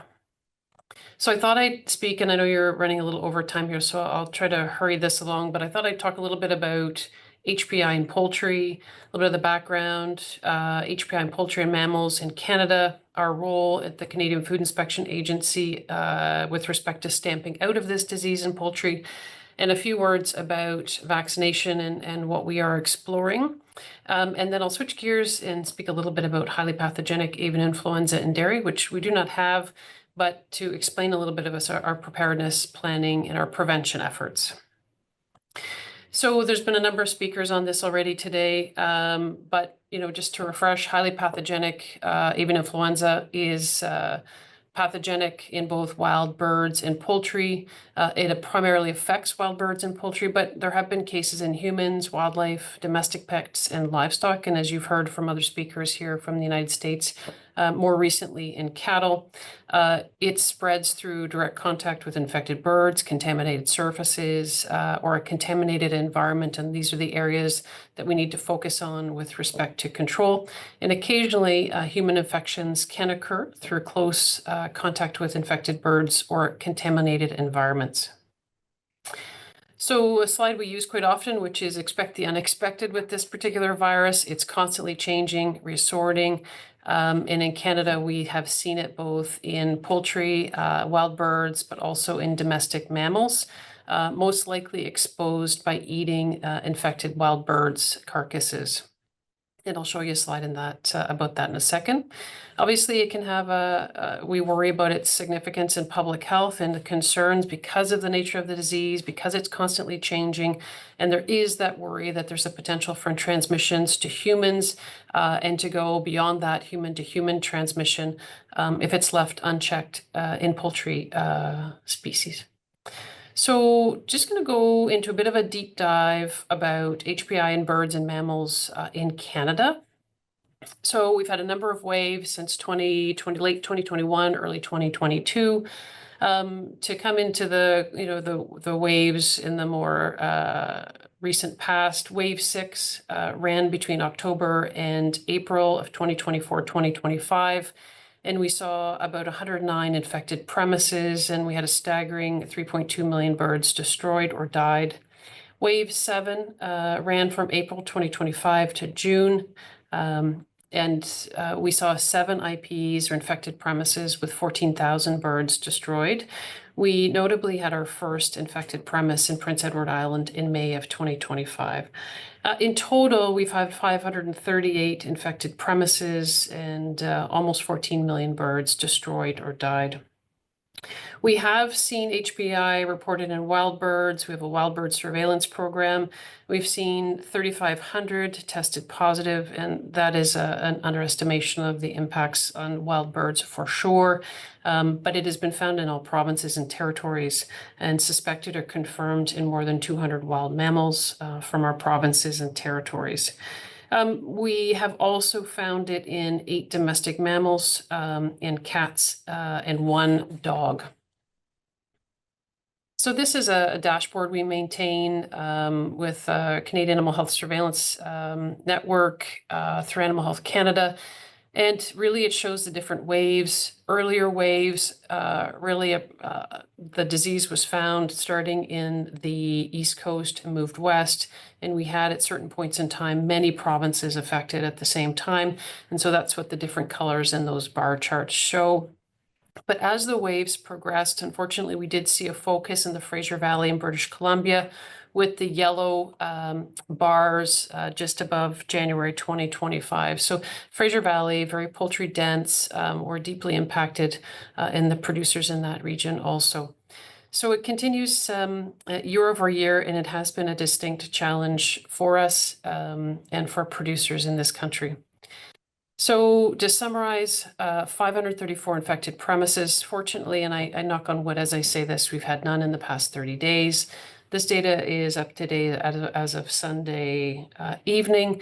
We've had a little over 14 million birds impacted and 275 control zones created, 3 remaining in place, and 272 that were released. Huge effort for the agency, a huge impact on our producers, an intense collaboration right across the stakeholder government and provincial space. So this shows the mammals that have been tested positive, and we see raccoons and fox, but these are really predatory species that will be scavenging on wild birds. And I remember distinctly when our first domestic dog was found to be infected. And I'm not aware of that happening in other countries, namely the United States, so it was unique for us. This is our wild bird surveillance dashboard, and it's really just here to show you that we have found wild birds right across the country and sort of the US-Canada border, as well as quite far north. I was online when Dr. Sifford talked about our conversations, and Dr. Sifford, if you're there, you can keep those wild birds. I'd be just fine with that come fall. We have, obviously, we watch very carefully the H5N1 space in humans. There have been sporadic human infections globally. It's not unexpected, particularly in populations with higher exposure rates, but there continues to be no evidence of sustained human-to-human transmission of the virus, and this is very good. And most reported cases in North America have been mild in severity. In Canada, since 2022, we have had 1 domestically acquired human case in an adolescent from British Columbia. And it was a sporadic case with an unknown exposure source. So our role at the Canadian Food Inspection Agency is really to stamp out this disease. We do that under the authority of the Health of Animals Act and regulations, and we are the delegated organization to respond to diseases in all species. Our response is guided by what we call the Avian Influenza Hazard Specific Plan. It's kind of the playbook. But because of the uniqueness of this particular disease and really the vastness across the country, coast to coast, we created a highly pathogenic avian influenza event response plan where we build on our learnings, we evolve in our response, and it reflects our current experiences.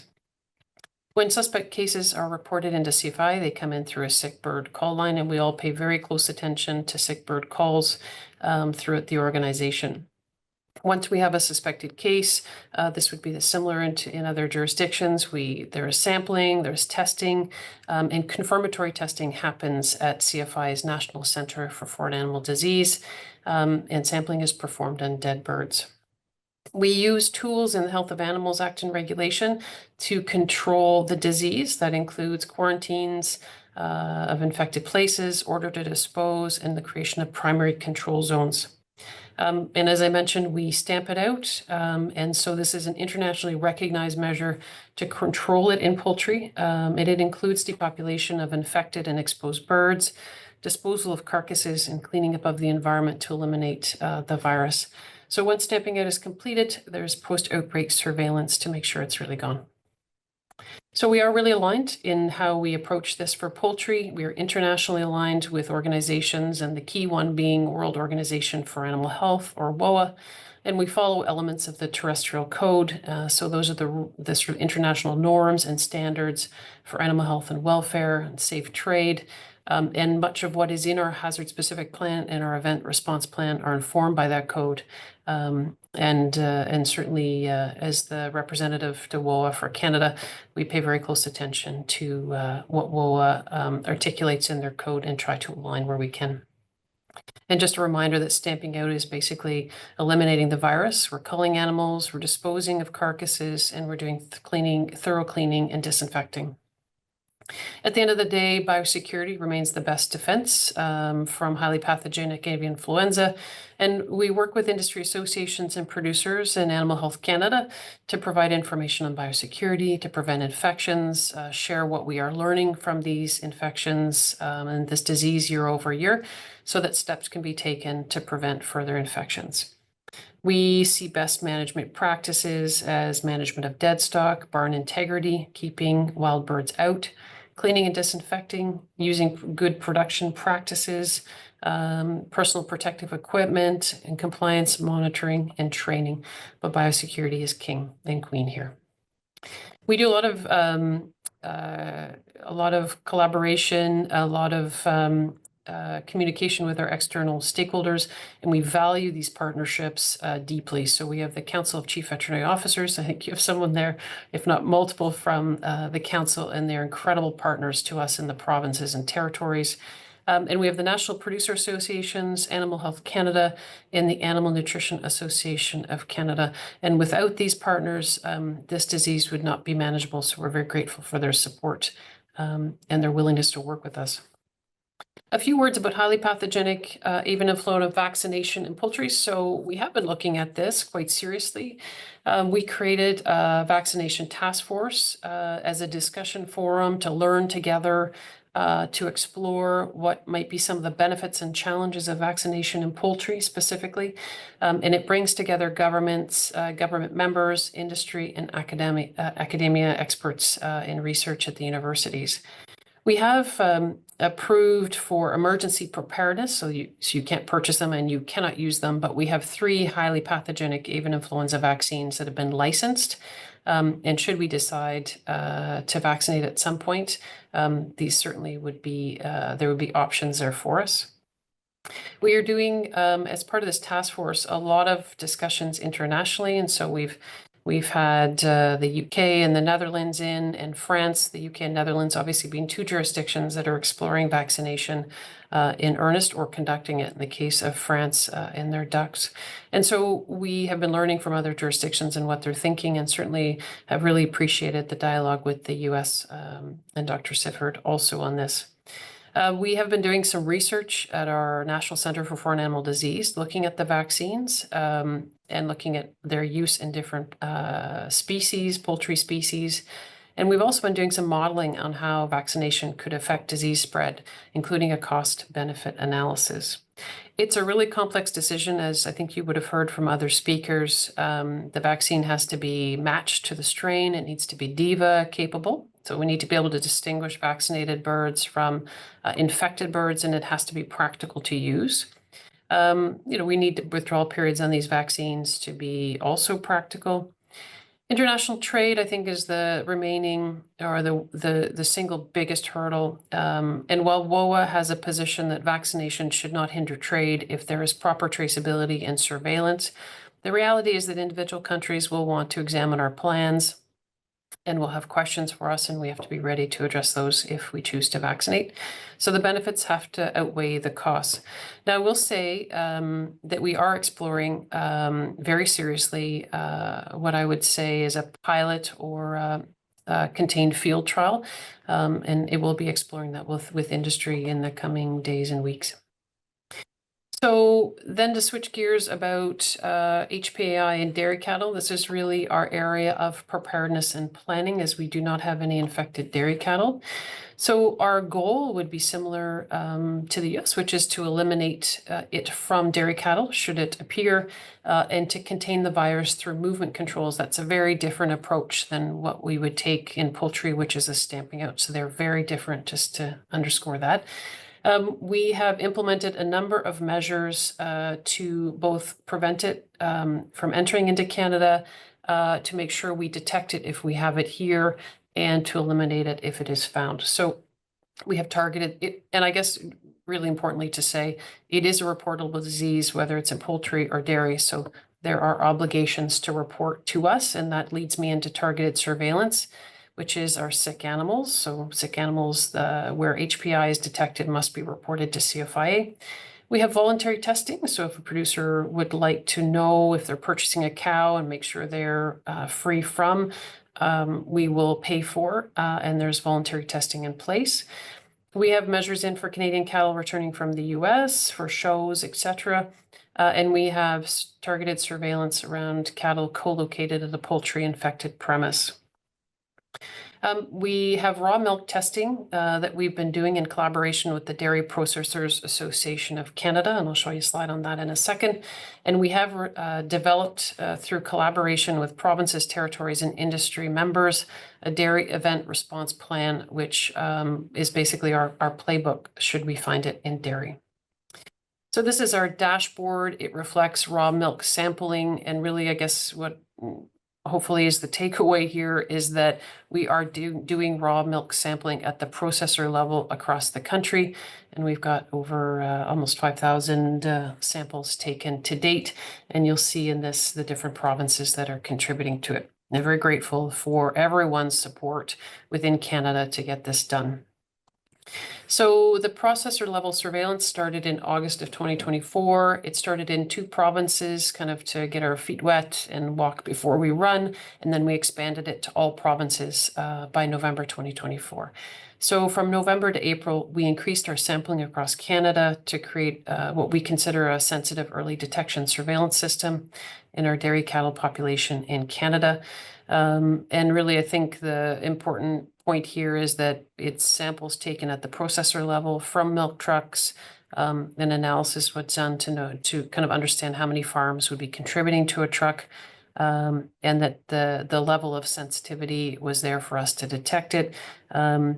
April 2025, since April 2025, we've tested approximately 27 farms are being tested monthly. And that is the end of my presentation. And thanks for hanging in there. I know you're running late, but appreciate the chance to speak with you today. Thanks so much. Great. Thank you so much, Dr. Ireland. Any one question? Quick one? Okay. I think what I'd like to do while the virtual part is working is invite Dr. Shaw and Dr. Swain to give their HPAI vaccination talk, if that's okay with everybody in the room. And then we'll have our speakers who are here go for it. I'm just worried that if we try to switch back and forth, we might have issues. So Dr. Swain, are you on? And Dr. Shaw? Yes, I'm here, and I see Travis is too. Oh, excellent. Would you be prepared to start a few minutes early?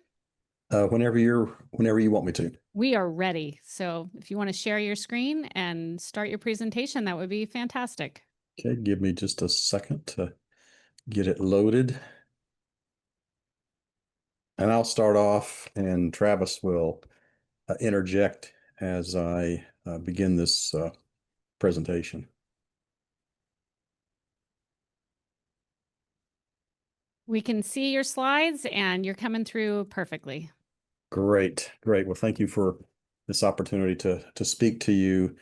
Specifically today, Travis and I are going to talk about the United Egg Producers and the HPAI proposed plan that was put together by our major egg producer organization. So I think the first question is, why do we need a change? And I think the clear understanding we have in the U.S., and I suspect that in Canada, the same thing, is the number of HPAI cases really are unsustainable as far as the process that we're using to control, which is our traditional methodology of depopulation or culling system, as Dr. Allen has already spoken on. But just in the U.S., since the beginning of the first case up through today, we've had over 13,000 wild birds identified with the virus in 50 states and the District of Columbia. On the poultry side, we've had 1,709 premises that have been positive, and this includes 788 commercial as well as 921 backyards, and 174 million birds have been affected. That's all 50 states and Puerto Rico, and that includes Hawaii, which was the last state actually to have cases. Just like in Canada, we have had a huge drop off for June and July of only having one commercial poultry operation. That's in Pennsylvania. But if you look back for the past 3 years, it's really been devastating to the egg producers and turkey farmers, more so than it has been for the broiler farmers.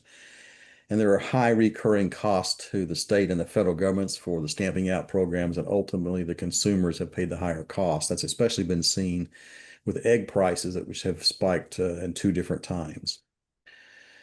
When we look at the epidemiology, at least 2 reports that have been published, 2/3 of the cases appear to have been from a primary introduction. That's from either direct wild bird contact or indirectly from contaminated environment around the barns, and the virus being brought in by physical movement or by airborne transmission. And then also more recently, we've had cases of transmission from dairy herds into poultry operations. And this really means the other 1/3 have been lateral transmissions within, or at least potentially lateral transmissions between poultry farms. So if you look at the line, we are in a seasonal pattern. If you go back to the November of 2023, you see a decline in cases that began in late 2023 to March 24th. And the summer, which we should have had 0 or very few cases last summer, we saw this early spike, and this was related to the transmission from the dairy cattle, the B3.13 genotype, to poultry farms. We had a delay in wild bird migration and introduction of viruses back from the wild birds. That was postponed by 5 to 6 weeks. So the cases began really in October, and that went to a peak in January, and then a decline in the spring, of which we've had then a low number of cases this summer. But what the point is that we have repetitive seasonality of the poultry cases in the U.S. in the same way you have in Canada as well as globally. So it's not going to go away like it did in 2014-15 with the 2344C. These high path outbreaks are probably here for at least the foreseeable future. And so, of course, we've used biosecurity as our primary method of prevention of the virus from coming into naive flocks, as well as containing the virus in affected flocks while they go through the process. Surveillance is used to determine the high path AI surveillance of the flock. And this data is then collectively used to declare a high path AI-free country, zone, and/or compartment in the United States. That's using the National Poultry Improvement Plan data program. And then, of course, those affected flocks are then stamped out to prevent that lateral spread. And that includes all the things that Dr. Ireland has said earlier. And generally, this has been sufficient for detection and eradication of emergent high path AI lineages of viruses. For example, the H7N9 that appeared in March in Mississippi in a broiler breeder flock, that was eradicated on that one flock. And similarly, you've had cases of H7 high path in Canada, in Saskatoon and BC, where you've been able to rapidly identify and eliminate those. But the problem we have is we have this reoccurring risk of exposure from seasonal migration of this H5N1 clade 2344B, because it's present in a large number of aquatic birds, with spillover as they migrate into resident wild birds, as well as to poultry, backyard, and commercial, and also into livestock.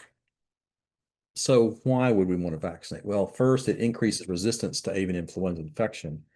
And you can experimentally quantify that in the laboratory by showing it takes between 10 to the 3 to 10 to the 4 higher dose of virus to produce an infection in a properly vaccinated bird.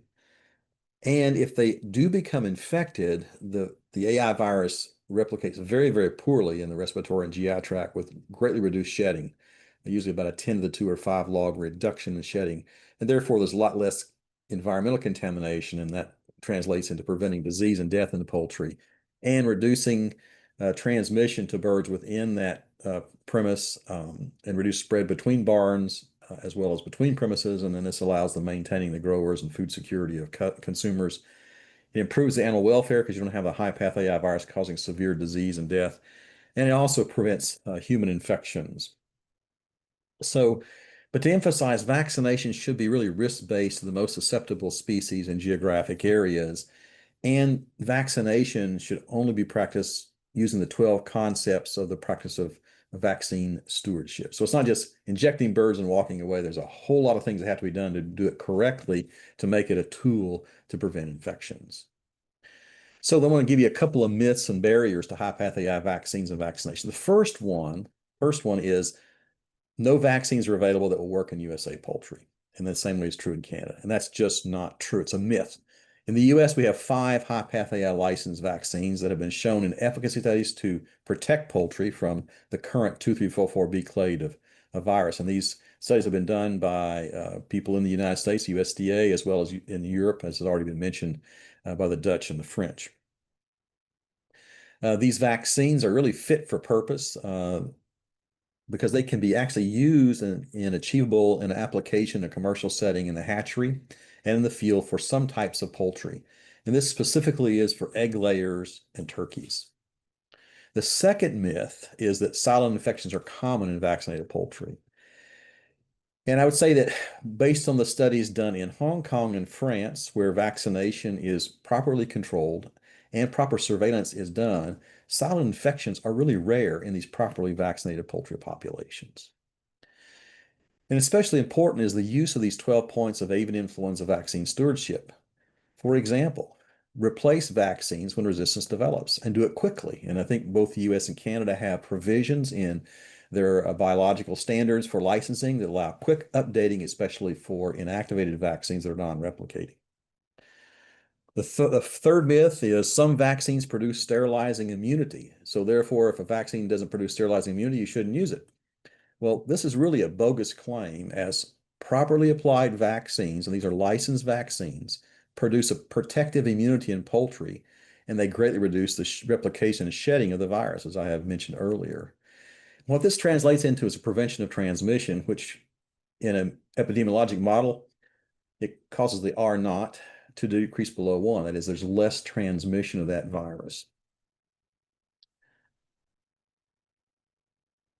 However, some researchers make claims of sterilizing immunity, and it's really misguided. And usually those researchers are saying it's based on a single experimental efficacy study in a few SPF poultry, specific pathogen-free poultry. And really, when you look at the data and you discuss it with them, at issue is the detection of replication shedding is really greatly dependent upon the challenge virus dose. Therefore, if you give a low challenge virus, you're more likely not to get replication and shedding. The antigenic closeness of the inactivated vaccine and challenge virus. So if the vaccine and the challenge virus are far apart genetically for inactivated vaccines, you're more likely to get shedding. And also the number of samples you take. So for example, if you only use 5 chickens in a study, then your chances are much, much lower that you're going to find it than if you use a larger population. And the sensitivity of the detection method is also called into question. So if you use a very insensitive method, a real-time PCR that does not have a high sensitivity, then you can also miss it. So just to emphasize that vaccines, when applied properly, greatly reduce the replication of the virus, and they greatly increase the resistance of poultry to become infected. Sterilizing immunity is a myth. What we're really shooting for is vaccination effectiveness. And that really is dependent not only upon the vaccine and the quality, and that's what the licensing of the vaccines are done by US as well as by Canada. It's the thoroughness of that field application and the immunological competence of the poultry. And that greatly impacts the herd immunity or the flock immunity and the ability to cause protection in those poultry. And the fourth myth is that all poultry should be vaccinated, and that's not true. Poultry should be vaccinated based on the most susceptible species, production types, and geographic areas, and not be a blanket vaccination program unless the virus is endemic in poultry, as has been done in many low and middle income countries. So the plan forth by the United Egg Producers has 3 assumptions. One is that vaccination is a complementary tool to augment biosecurity, surveillance, and stamping out measures. There will be continued stamping out of actively infected non-vaccinated as well as vaccinated flocks. And vaccination will be done on a risk-based procedure. And this will be mainly, in the case of our proposal in the US, will be egg layers, but we understand that turkeys are also interested in vaccination. And we're not proposing that it be done in broilers at all. So here are the critical features. One is a geographical approach to vaccination in egg-type chickens, and this would be, in quotation marks, vaccination zones, because zones is a very specific term used by WOAS. It's probably areas would be a better term. Initially proposing some upper Midwest and Mid-Atlantic states. It could be actually even less than the state size. It could be county or defined areas, primarily where there's minimal broiler production. This plan then would be used by USDA, or components put into the USDA plan that's being constructed, and take that to trading partners for discussion of here's what we're proposing to do with vaccines, doing it properly and doing proper surveillance. And in that conversations, they can talk about poultry outside the vaccination zone, non-vaccinated poultry from the vaccination zone, and even vaccinated poultry without active infections based on the surveillance that is proposed. There will be an annual reassessment of the vaccination program.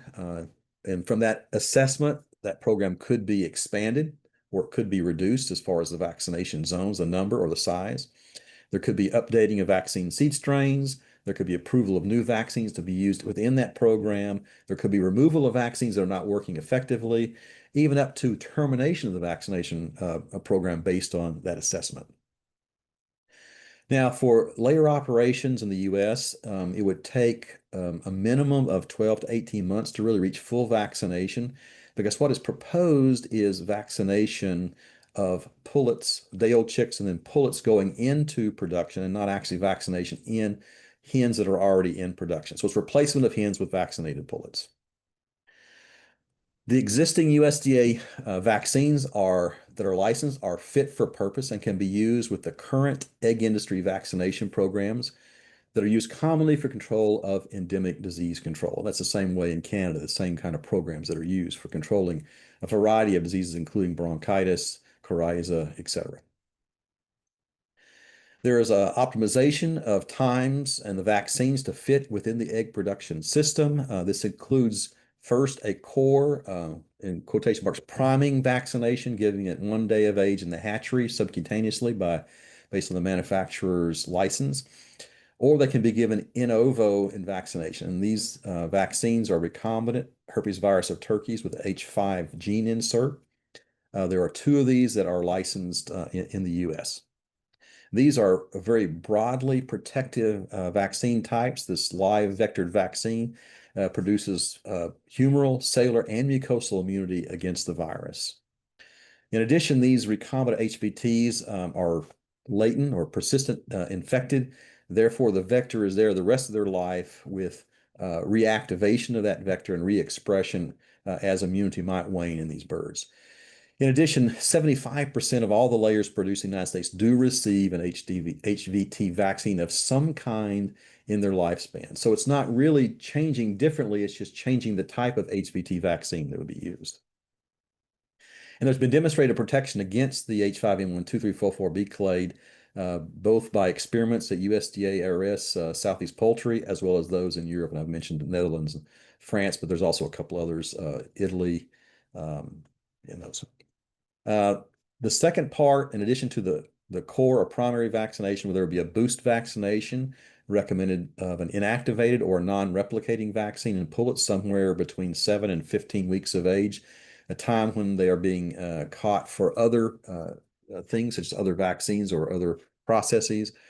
Currently in the US, we do have 2 vaccines that have shown to be effective that meet that category: a reverse genetic H5NX inactivated vaccine and an RNA particle vaccine. We did list an alternative, which would be multiple vaccinations in the pullet phase with inactivated or non-replicating. This is quite less desirable than doing the hatchery with an HVT followed by 1 booster in the pullet phase, mainly because it would take 3 or more vaccinations to get very high antibody titers and to maintain them over the life of the production flock as declining immunity happens with inactivated vaccines. And also there'll be future vaccines could be added if they receive USDA licensure and registration. Now, monitoring is going to be a critical piece of this, and that's really assessing how good the vaccination was after administration. This can be assessed in the pullet phase by looking at humoral immunity, that's using either the hemagglutination inhibition assay, which is very common across multiple laboratories. And potentially an H5 ELISA could be used, although currently USDA does not have a licensed recombinant, a licensed H5 ELISA test. So it'd have to go validation studies and licensing. This would help inform the timing of the booster vaccinations. We know from long-term studies, this is an indirect correlate of protection in birds, and also helps in assessing the flock immunity process. There could be ad hoc tests done looking at cellular mucosal immunity, but that would not be required or necessary. And also assess the replication of the recombinant HPT vaccine. This could be done by sampling spleens from vaccinated birds or feather pulp, and then doing real-time PCR looking for the vector in the insert. Surveillance will be another critical piece of this. We could use in the U.S. the existing National Poultry Improvement Plan, the live bird market monitoring system, as well as other high-path AI surveillance systems that use the National Animal Health Laboratory Network, the National Vet Services Laboratories, and other approved and designated laboratories to do the sample processing and testing. We could use existing NPIP, NVSL sampling protocols and testing procedures, the real-time PCR. Such surveillance, of course, has to be cost-effective. It has to be sufficient and sustainable for both non-vaccinated as well as vaccinated poultry. And the goal of that testing is to find active infections as they relate to sustainable transmission. So the primary surveillance as proposed would be virological. That's using pooled samples from the daily mortality supplemented by sick birds if inadequate dead birds are available.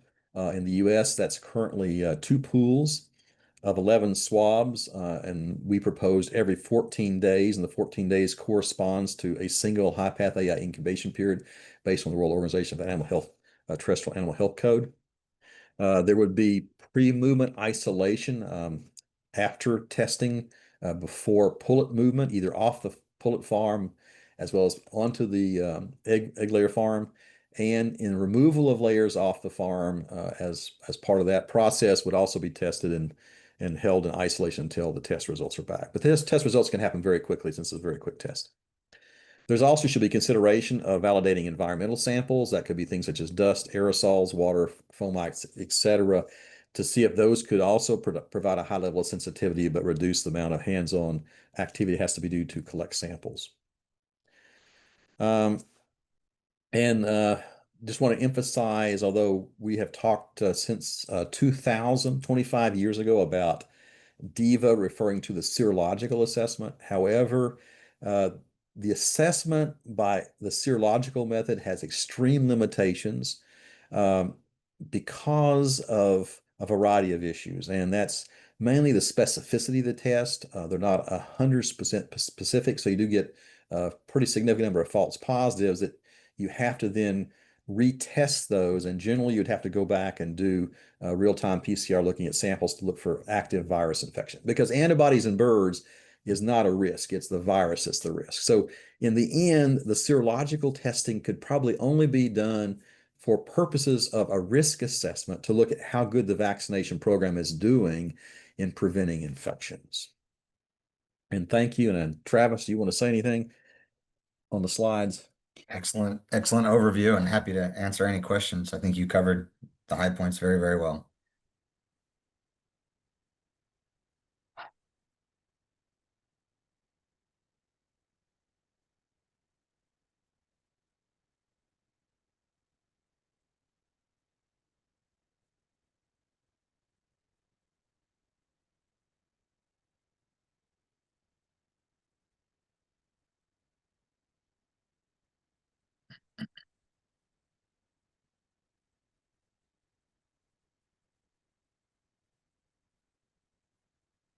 Well, surely there are some questions. There's always questions. I imagine so.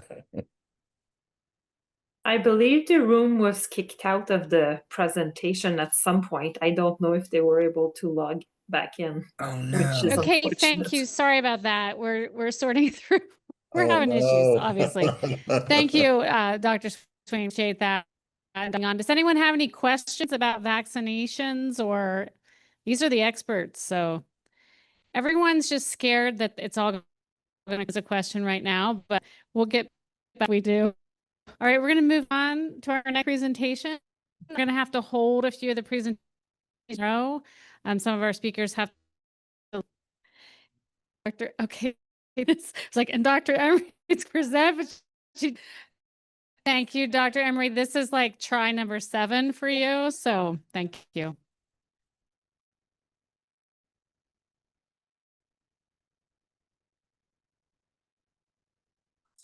So that's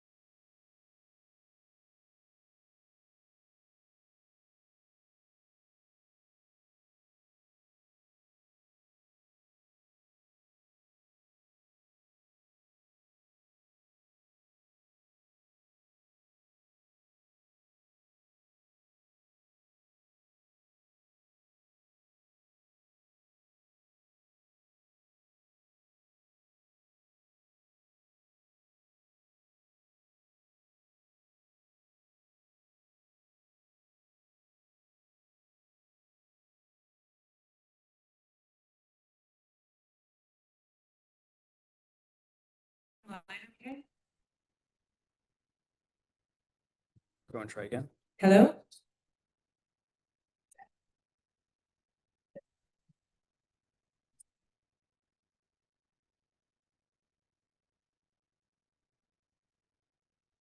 So, there, you hear me or not? No one is talking right now. Everyone's muted. Is the sound okay for the online audience? Can I get a thumbs up or a? Yes, okay, perfect, great, okay. 7th time's a charm.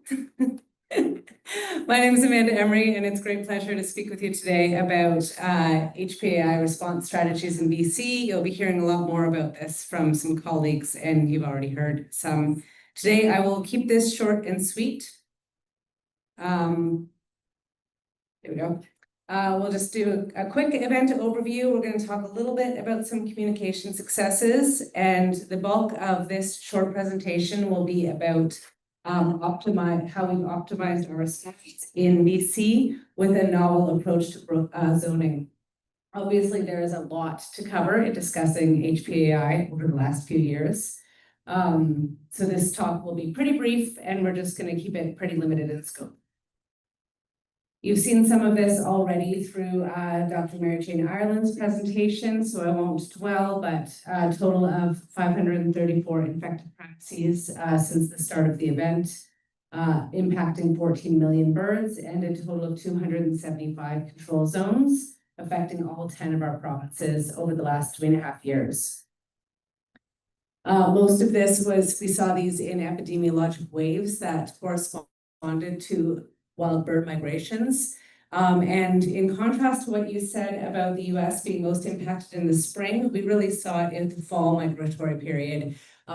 These yellow bars, the height of them are in the months preceding like November, December each year. And you can also see here that British Columbia, indicated by yellow, was disproportionately represented in our outbreaks event. So some of our lessons learned and successes with communication and cooperation. We built in industry liaisons and provincial liaison roles right into our federal incident command structure so that we had dedicated point people. And part of that was also providing regular updates and engagement with our provincial and industry partners as part of regular routine and ongoing meetings. We distributed looks like some of my words cut out there, but distribution of situation reports and incident action plans to our industry and provincial partners. We used case officers as a single point of contact for affected producers as the link between the producers and the CFIA. And we actually used a HPAI external Google Drive for sharing of resources with industry and producers, so that there was just full transparency. The event response plan was available on there. All of the C&D documentation, lots of resources and helpful documentation in both English and French was available on an external drive. The bulk of what I'm here to talk about is a novel approach to zoning that we applied in the Fraser Valley of BC. And this was piloted in the end, towards the back half of the fall 2024 wave, so starting in December 2024, and it was in a regionalized approach to zoning. So this is a slide of how we approach primary control zones everywhere else in Canada and how we were doing it in BC. So we have an infected premises as indicated by the star, and we'll map out a 3 and 10 kilometer radius around that premises. And from there, we will map out a primary control zone with a 3 kilometer infected zone and a 10 kilometer control restricted zone around that infected premises. And we make sure that if there are any commercial premises that are on or near a boundary, that they are included in the respective zone. And part of this theory is that the 3 kilometer radius around an infected premises would be experiencing higher risk of environmental contamination to HPAI than the further out you go away from an infected premises. And so every time a primary control zone is declared, producers and industry need to be aware of where the control zone boundaries are located, because there are impacts on trade. Nothing for export can originate in or transit through a primary control zone.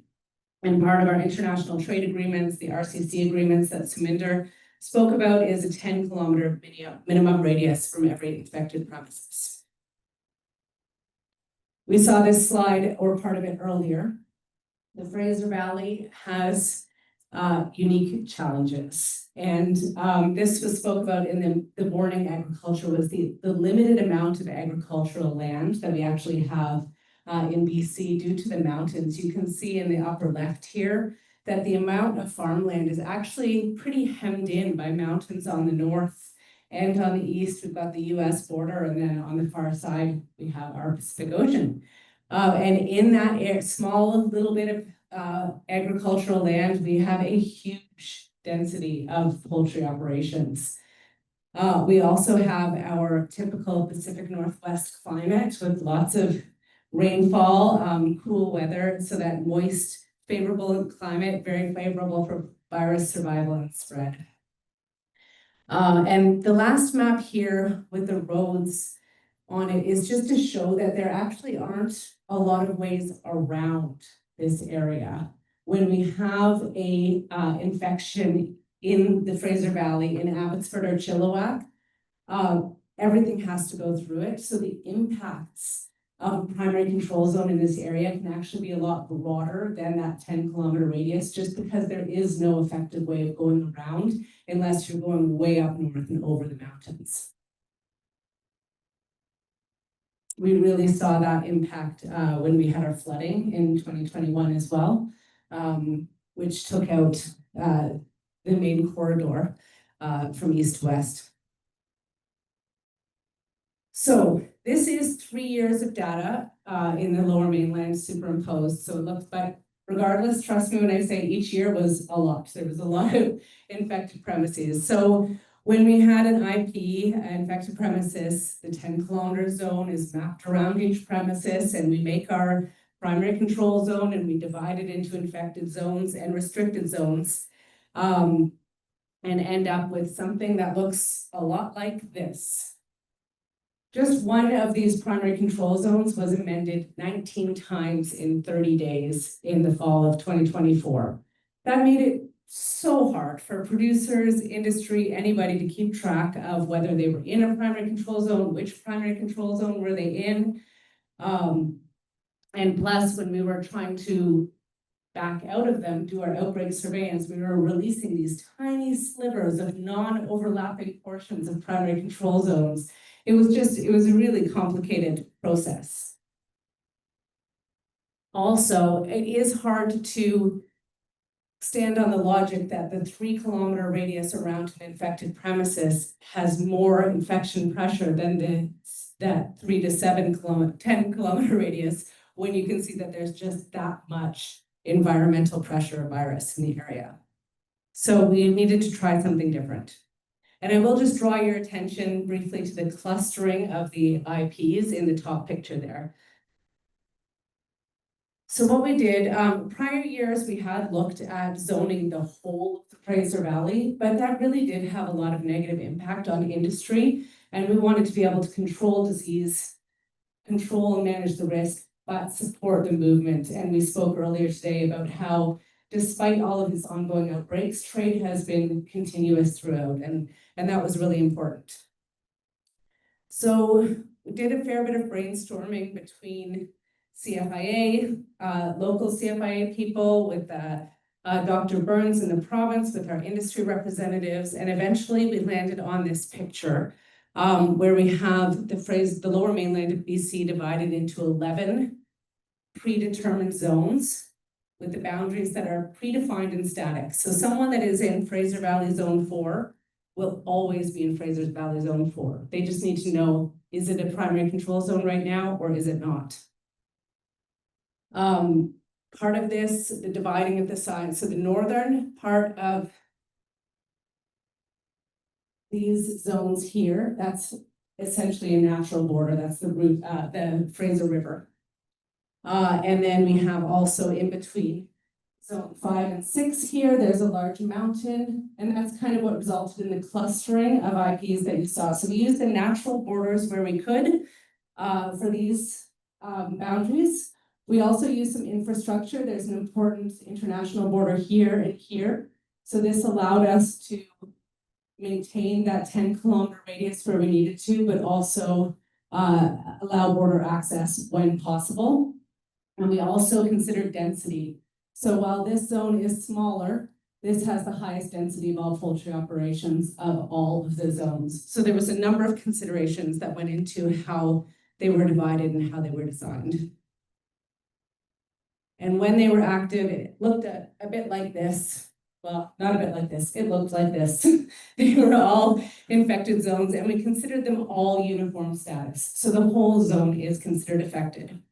A zone would be activated, meaning it is declared active primary control zone, if an infected premises fell within the borders of that zone or within the 10-kilometer radius of the zone boundary. So in some cases, in a lot of cases, the zone ended up being a lot bigger than that 10-kilometer radius, but that was always the minimum. So just to summarize what did not change, there was some changes to zone mapping. We did do targeted outbreak surveillance within a zone to reflect that uniform status. And we shifted our movement permitting requirements to reflect risk, basically reflecting movements of birds outside of a zone, moving to a zone of higher health status. We kept the same zone declaration process. We maintained that minimum 10-kilometer radius. The movement permitting and system and database was the same. Progression from an infected zone to security zone status was unchanged. In Canada, we use, we call it primary decontamination. So that's the point at which the cleaning and disinfection process on an infected premises has reached a level at which we consider the risk of virus moving off-site being negligible, essentially when they're done dry cleaning. So if all infected premises in that zone had reached primary decontamination, we would switch to security zone status. And then from there, we started a 28-day post-outbreak surveillance, which was unchanged, and all commercial premises in the zone were tested for HPAI by dead bird surveillance. So the result of this, we had no impact on trade, no negative impact on trade. Producers, allied trade, and industry all noted a reduction in ambiguity. Operational efficiency was improved with reduction in staff needs and time, and the permitting process was simplified.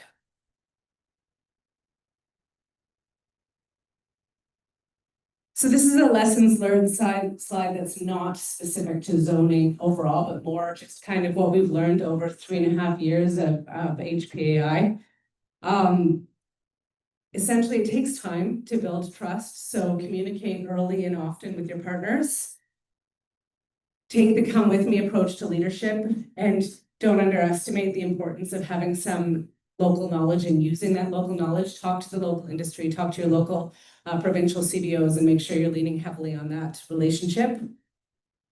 We can't underestimate the importance of data. It's really critical to know what to collect, how to store it, how to access it. That's just a constant challenge in all of our outbreak responses that we're always trying to constantly improve upon. We need to take care of each other. We need to make sure that producers have a point person that they can talk to and that they're being heard.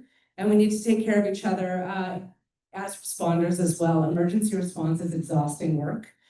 It never really becomes routine. There's always new challenges. There's always new stresses. So it really just looking out for each other is so critically important.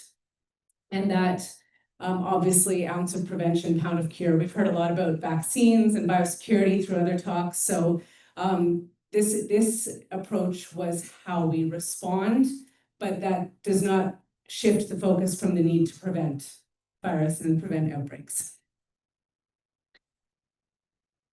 And that is all I have. This should be a video of showing the Fraser Valley though. There we go. So just a scan so you can kind of get a picture of all of, sometimes picture paints, that's the words, seeing where everything is. And that is it. I hope it was worth the wait.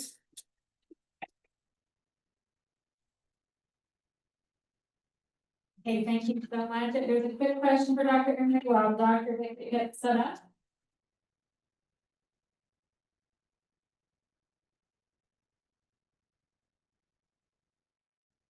Feedback from like your poultry producers after the fact that they were satisfied with the approach, right? Because conceivably they had more regulation but less back and forth. Yeah, yeah. I need a USB port and they need to be all full. Yeah, we actually received letters of support. Dr. Cummings offered a letter of support for the program as well, and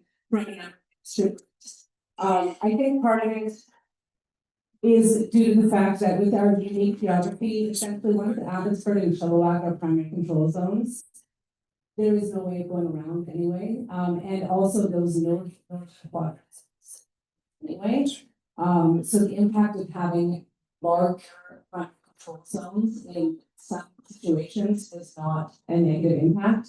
And they found that the targeted surveillance, the ease of permitting, and just the clarity just made life a lot simpler and actually had a positive, I shouldn't say positive impact on their mental health, but less negative impact on their mental health, maybe? Yes, yeah. Thank you. Yes, Miles Oakville, beef producers. What did you do with the carcasses? What were you able It's a big to do file. So in that see. area with the dead? Oh, they were all like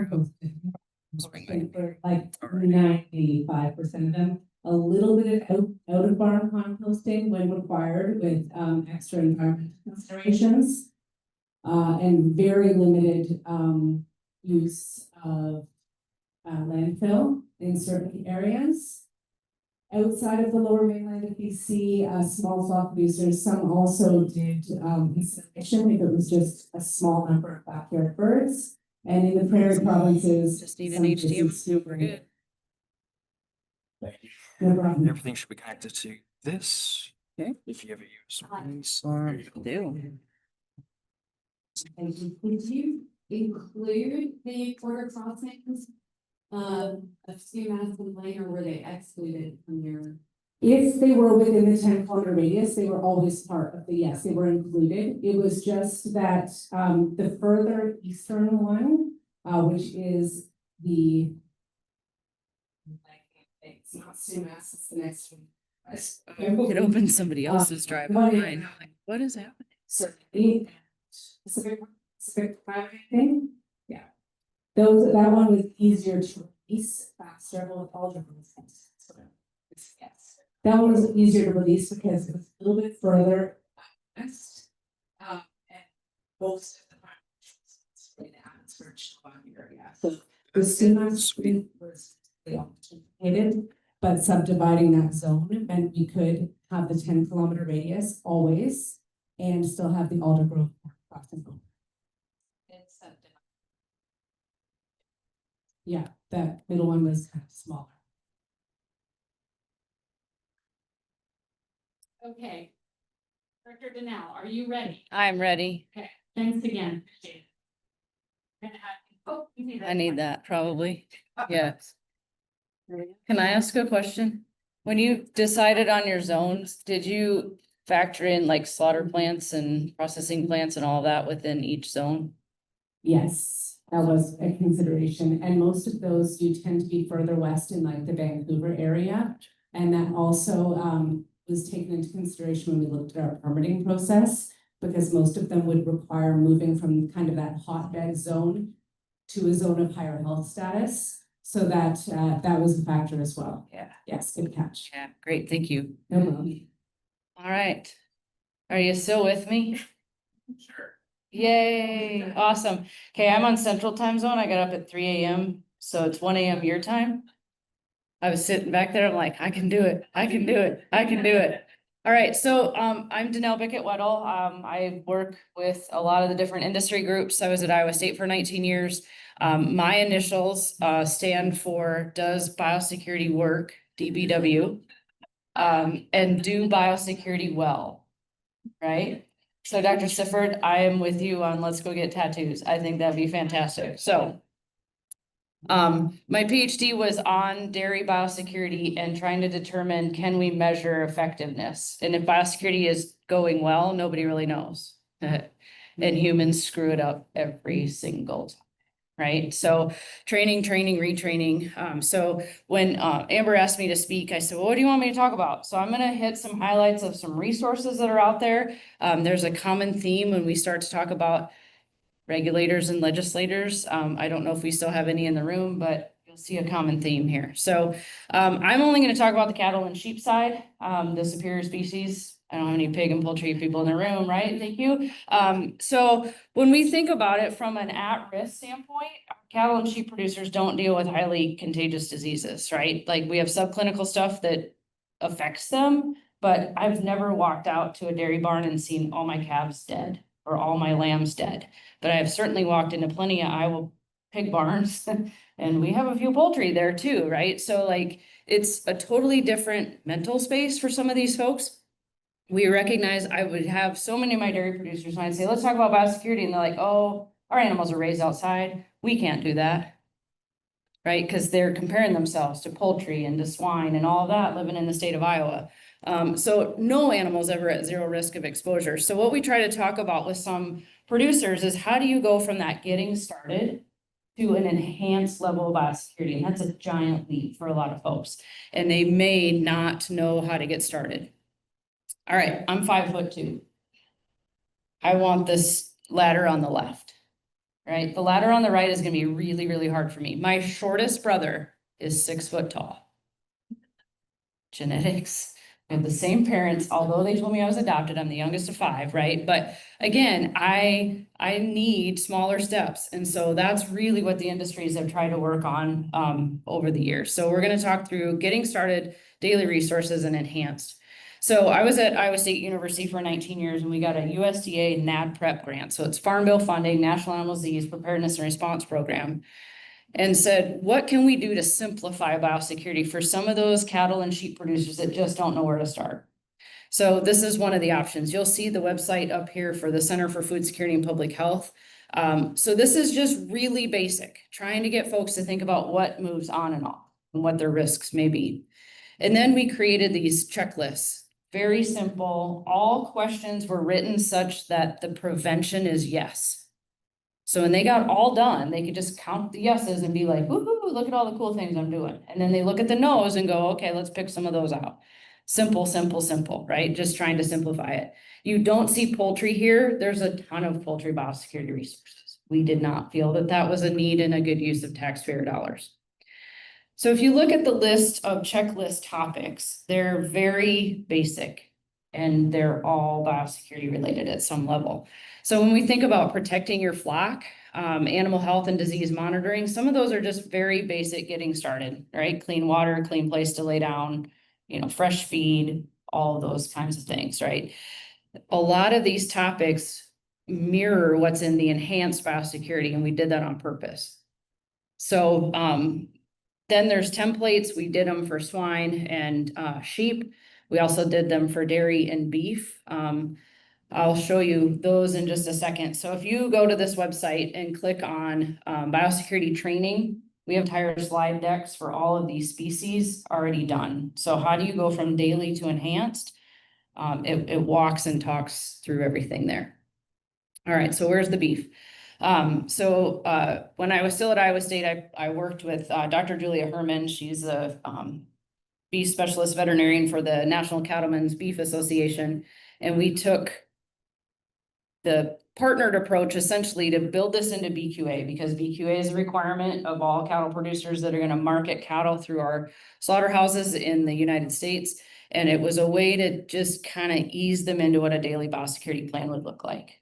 And we've heard it's less intense, right? So it gives them a place to start. Then I've worked with the National Milk Producers Federation. So they have the National Dairy Farm Program. It's about 99% of all the milk produced in the US goes through the farm animal care. Farm stands for Farmers Assuring Responsible Management.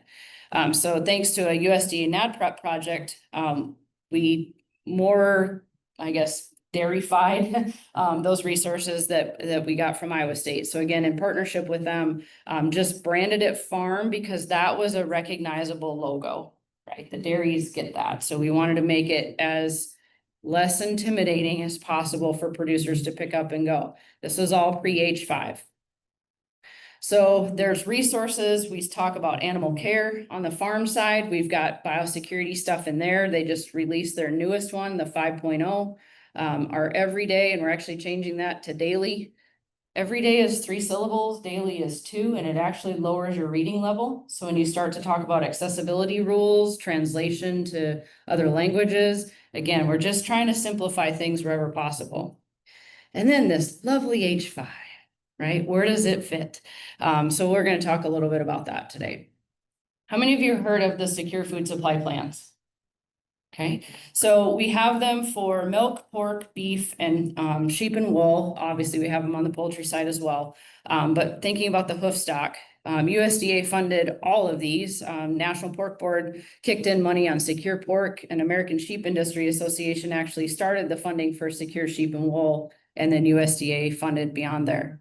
So FMD is for all. Our little piggy friends, they get 2 extra diseases because they're pigs. And now we're in the midst of, well, what do we do with this H5 business, right? Where does it fit? How can these frameworks support other challenges? So another NADPREP grant that we put in long before H5 was even on our radar to the National Milk Producers Federation was to look at the secure milk supply plan. It was last touched in 2017. The industry has changed a lot since 2017, and our state regulators have had way more intimate conversations with the dairy industry in the last several months. So we really needed to look at that plan and to get it updated. So we've done a series of stakeholder surveys. Our state veterinarians got a survey from me in the last few weeks about what if we change some of the permit guidance. This is a photo of our technical committee. So we had folks nominated from all over the place to come and throw darts at it, and how do we make it more current. The USDA FMD response plan was updated in 2020. Secure milk was 2017. I mean, there's just things that have to be brought into current. So that's underway. So one of the action items they wanted was how do we use secure milk supply as a framework to incorporate new threats? So that's actually in progress. My technical committee just last week met. They got to see the first brush of that. None of what we're doing is in a vacuum. Everything's going to be heavily vetted. So we want to make sure we get as much comment and thought going into it as possible. I got asked to speak at the Michigan VMA meeting in January 2018. No, I don't have a crystal ball.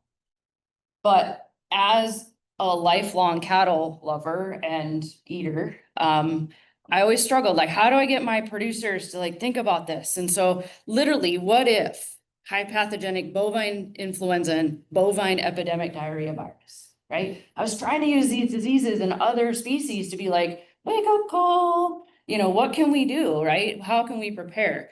That wild cow migratory flyway, we actually have that. Right? They're not wild, but they're migrating from the panhandle of Texas to all other places, right? We saw that. And so what would happen, and this is what I can't emphasize enough, our producers balance risk and probability and manage accordingly. And so the dairy industry got really chastised to say, well, why aren't you guys changing? Well, their business models were built on efficiency. They were built on where our federal milk marketing order is based and our processing sheds and all of this stuff, right? And viruses go, cool, we love efficiency, right? We're gonna hitch a ride and we're gonna visit all these other states, right? So we didn't think about it, right? So we maximized from a business standpoint, but we made it really, really easy for the virus. So again, I just show this because I know now why my phone rang a lot in March of 2024, because this is what I did for a living, right? And so again, how do we make it practical? Because I'm gonna do this. Do you guys know that trick? If you hit B, your screen goes black. And if you hit W, it goes white. So it makes people go, oh, she must be gonna say something important.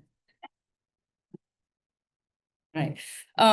So when these producers are having to deal with this disease, and I got asked very quickly to go talk to the Midwest Dairy Association meeting about this disease 4 days after it was announced, right? Can you come? So me and Dr. Jeff Kaizen, our state veterinarian, went, and I was like, oh, this is gonna be fun.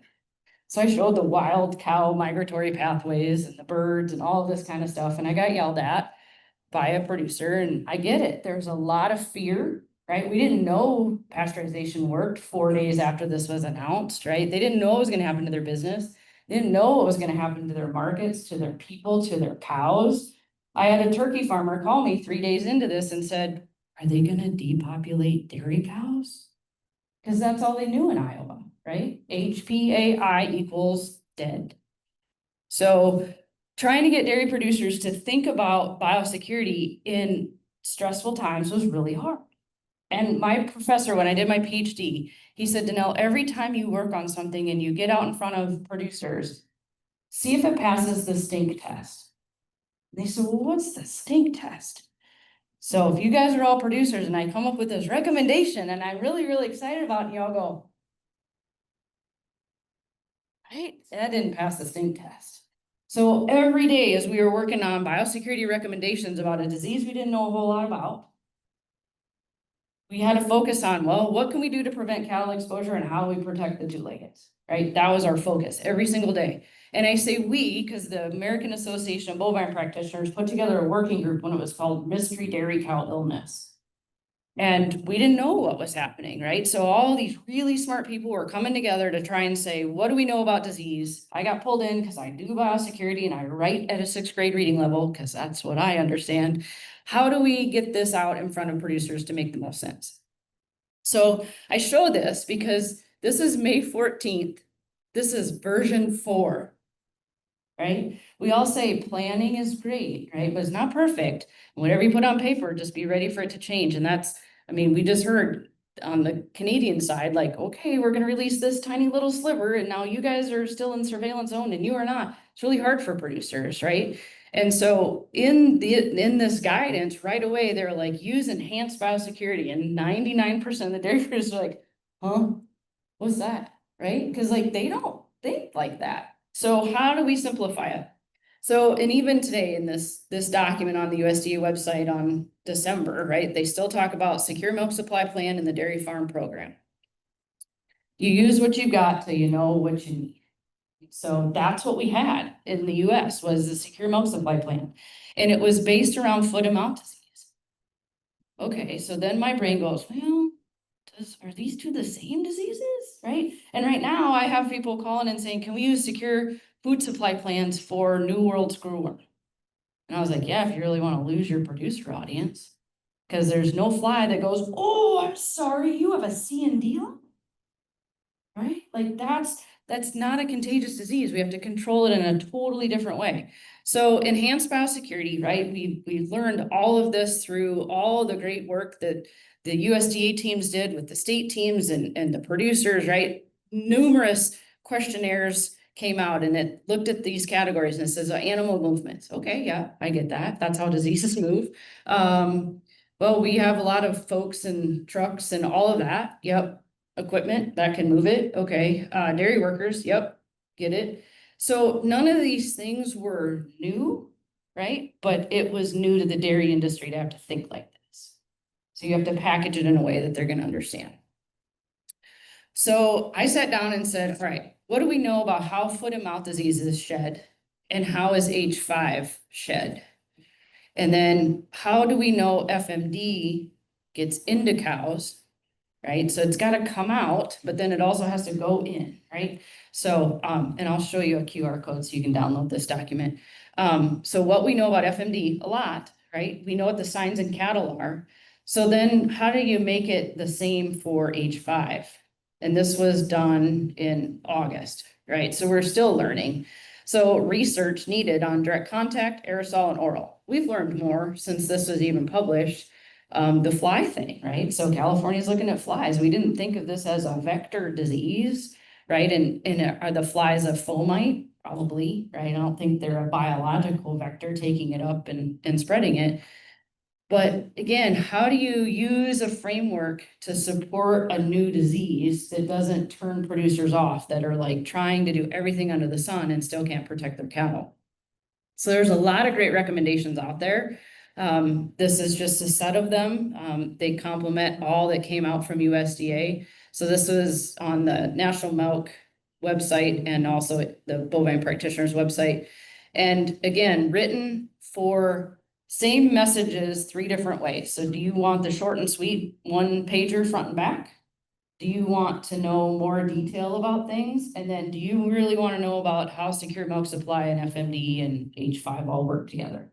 So that's where these come in.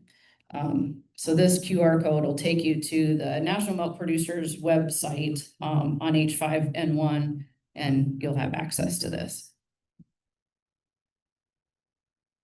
And I can give you my slides too after this.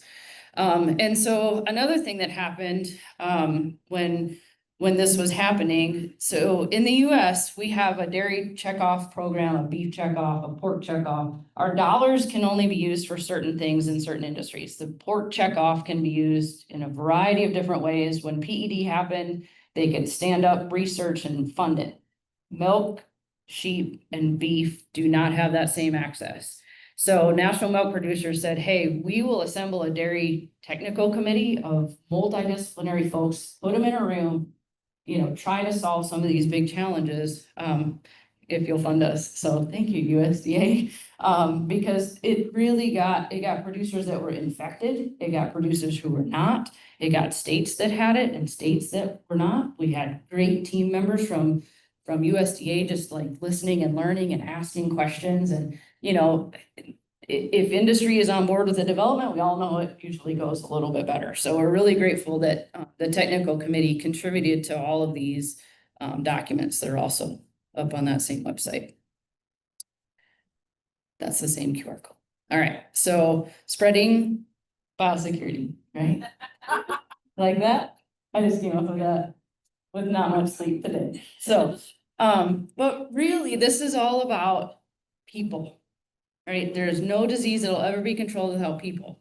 So how do we get more folks that know about secure food supply plans all the way down to the daily piece and make it, more easily obtained. And honestly, I'm blessed to get asked to speak a lot, but I can't be everywhere. So our whole goal was like, how do we take all of this information and flood people that want to go out and have those local conversations?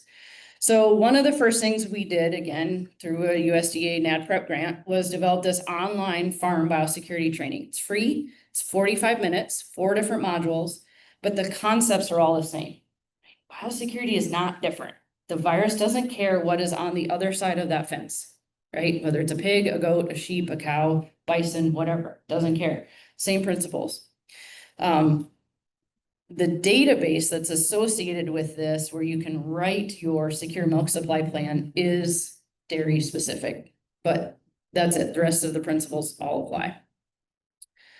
So thanks to yet another grant. So we've had 2 grants, and I say we, I'm the contractor for National Milk.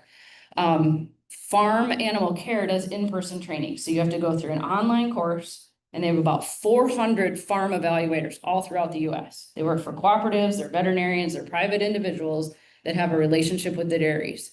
And so they go out and do the evaluations. So we got funding to be able to do this on the biosecurity side. So biosecurity is not really like check off dollars, right? Like it hasn't really ever fit. So it's kind of proof of concept. So we had 22 attendees that represented 27 different states attend our first session in Northern Virginia. Captured drone video, they had classroom training, and that's going to be added to the online course. And on Thursday, is that tomorrow? What is today? Tuesday. Yeah, goodness sakes, I have no idea. We had county fair last week, folks, till Sunday night, and then post-fair cleanup Monday. I'm so glad to be standing here. It's not even funny.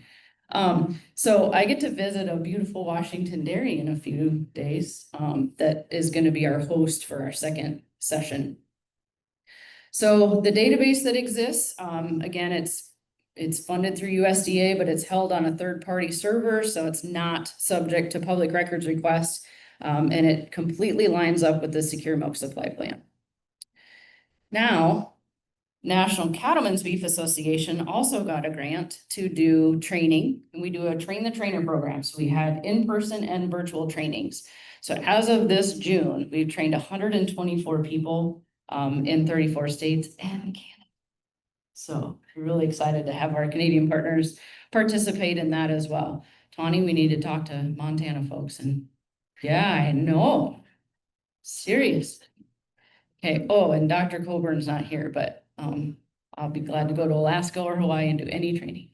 And then the American Sheep Industry Association got a grant to do a similar thing, right? So we're just trying to build that grassroots network of folks. So we have 74 people in 30 different states. So thank you again, USDA. This is the only way we're going to get this done, is to have the people out there that are the local resource, the trusted resource. Show me. So I'm not from Missouri. That's our show me state. But a lot of people are like, I don't know how to do an enhanced biosecurity plan. It seems so daunting. So what you see on the bottom, this is a lamb packing plant, which let us come in, take drone video, like they opened up their entire doors and said, whatever you want to do, because we want to tell people what we're doing to protect their food supply. So this is available at that QR code. It's on the website. And then the top one is a lamb feedlot, and they also have cattle. We won't talk about malignant catarrhal fever and all of those kinds of fun things, but and they pull from a lot of Western states. So they're like, well, what are we gonna do if something would happen, right? And our incoming lambs can't get here for whatever reason. So now the plant has a plan and they have a plan. They're now working with their suppliers to say, you guys got a plan? Right, so it's not always our state officials that are saying, hey, this is super important, right? The businesses are now seeing value in this. Catherine Harper is interviewed and we told her, like, if this sucked, tell us. If this was hard, tell us. We want your honest truth, because don't sugarcoat it, right? We want other producers to understand it's not easy, but it's doable. So we're really, really grateful for them to work with us on this. All right, so Swiss cheese, is the example, but I have to put this disclaimer, H5N1 virus is destroyed by pasteurization, cheese is safe, right? But disease prevention is that multiple, right? It can come in any certain place, right? And if you got one weak spot, it's gonna find it every single time. So we know diagnostic testing, right? We still have interstate testing requirements happening in the US for H5. Where does biosecurity fit in? Those are the extra layers, right? Because we know our tests are really good, but if you're testing, 30 out of 4 pot loads, there's a chance you're gonna miss them, right? So we still have to think about other things we can do on our farms. So a couple of additional resources. So Western states, a lot of livestock grazing on public lands. So what would happen if in a public lands outbreak or an outbreak that would happen that would encompass public lands? What does that do? And I love the different zones that you were thinking about. I'm working with New Mexico, and New Mexico's code is different than USDA's FMD response plan. They're written at 2 different times.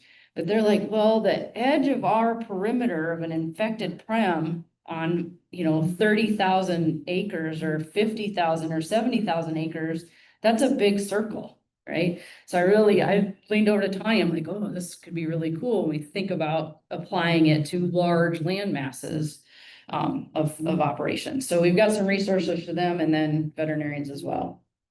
So this was a project, USDA funding to American Sheep Industry Association. They partnered with National Cattlemen's Beef Association and Public Lands Council to come up with what would those movement decision criteria need to be if livestock on public lands were infected or wildlife was infected and we have animals out there. So again, it's guidance. None of this is policy by any means. We interviewed folks to learn about what the management practices were. So if decision makers aren't familiar with how animals are raised on public lands, they've now got a guidance document on that. What are some of the exposure risks? And then what are the different roles of the agencies? So at the time we did this, it was US Forest Service and Bureau of Land Management. We recognize there are other agencies in the US that have public land grazing permittees, but those are the 2 biggies. And we thought, if we can at least get those guys in the room to agree on some things, like then we'll tackle the rest. So this information is up there. This quick little 5-minute video has public lands ranchers that were part of the project, talking to their peers about what what it will take. So that's all available on the website, and there's a QR code. Jiminy Christmas, that got big. You're not gonna miss that. Okay. The other thing is these producers are like, you want me to do an enhanced biosecurity plan and come up with a line of separation around a 30,000 acre allotment? You're out of your dang mind, Okay, and there's so many things they can't control, right? You've got recreationalists, you got hunters, you got wood, you've got energy, you've got timber, right? All of this stuff. So what we came up with was this just-in-time biosecurity and exposure questionnaire to say, once you're in an area and you're notified, you're in a control area, we're gonna need to collect some information from you pretty darn quickly to know, is it safe for you to stay? Do you have the capabilities to look at your animals? Do you have corrals? Is there 1 animal per 1,000 acres and we ain't gonna worry about you? Is there an infected sheep flock nearby? Right, all of these things. So this exists up on the beef and sheep websites, just as a resource. And then, oh goodness, wow, that was special. I have no idea what just happened. So we also kept getting the questions about veterinarians and business continuity. So the American Association of Bovine Practitioners and the Academy of Veterinary Consultants put together a working group to look at what would happen to a veterinary business that relies on going farm to farm for their business. What would business continuity look like? So that was done back in 2022, and that URL, that resource is public. It is not behind the firewall, so it's available to any veterinarian that's interested. So, any questions? See, I even have a tattoo idea, right? Statue of biosecurity. We don't want me, but we could do something. So, yeah. Yeah, I don't think I'm Post Malone going yet, so, yeah. You bet. Any questions or anything, Dr.? Yeah. I think that we're supposed to have a, I don't know, Dr. Sevilla, are you online for a virtual presentation? I kind of don't think so.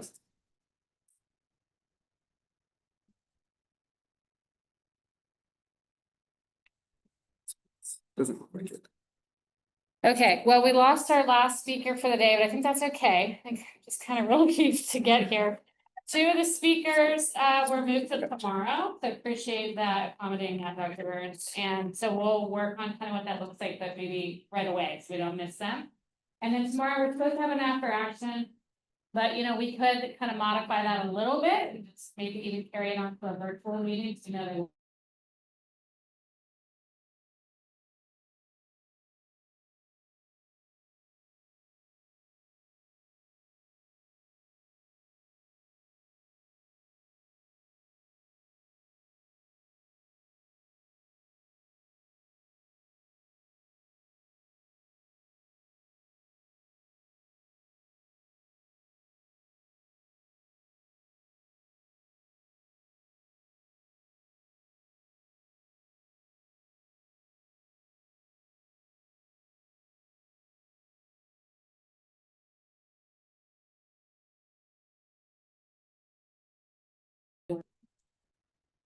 So. How do you make biosecurity not boring? So we actually talk about this in our train the trainer sessions. Biosecurity meeting invite. Ever. So part of the NAD prep project, the USDA funded project with National Cattlemen's is we did 4 webinars. And none of them had the word biosecurity in it. So we tried to find ways to, and I tell this to our veterinary students. So our veterinary students take a class on public, right? So it's like you walk into class, take off your real veterinarian hat. Right?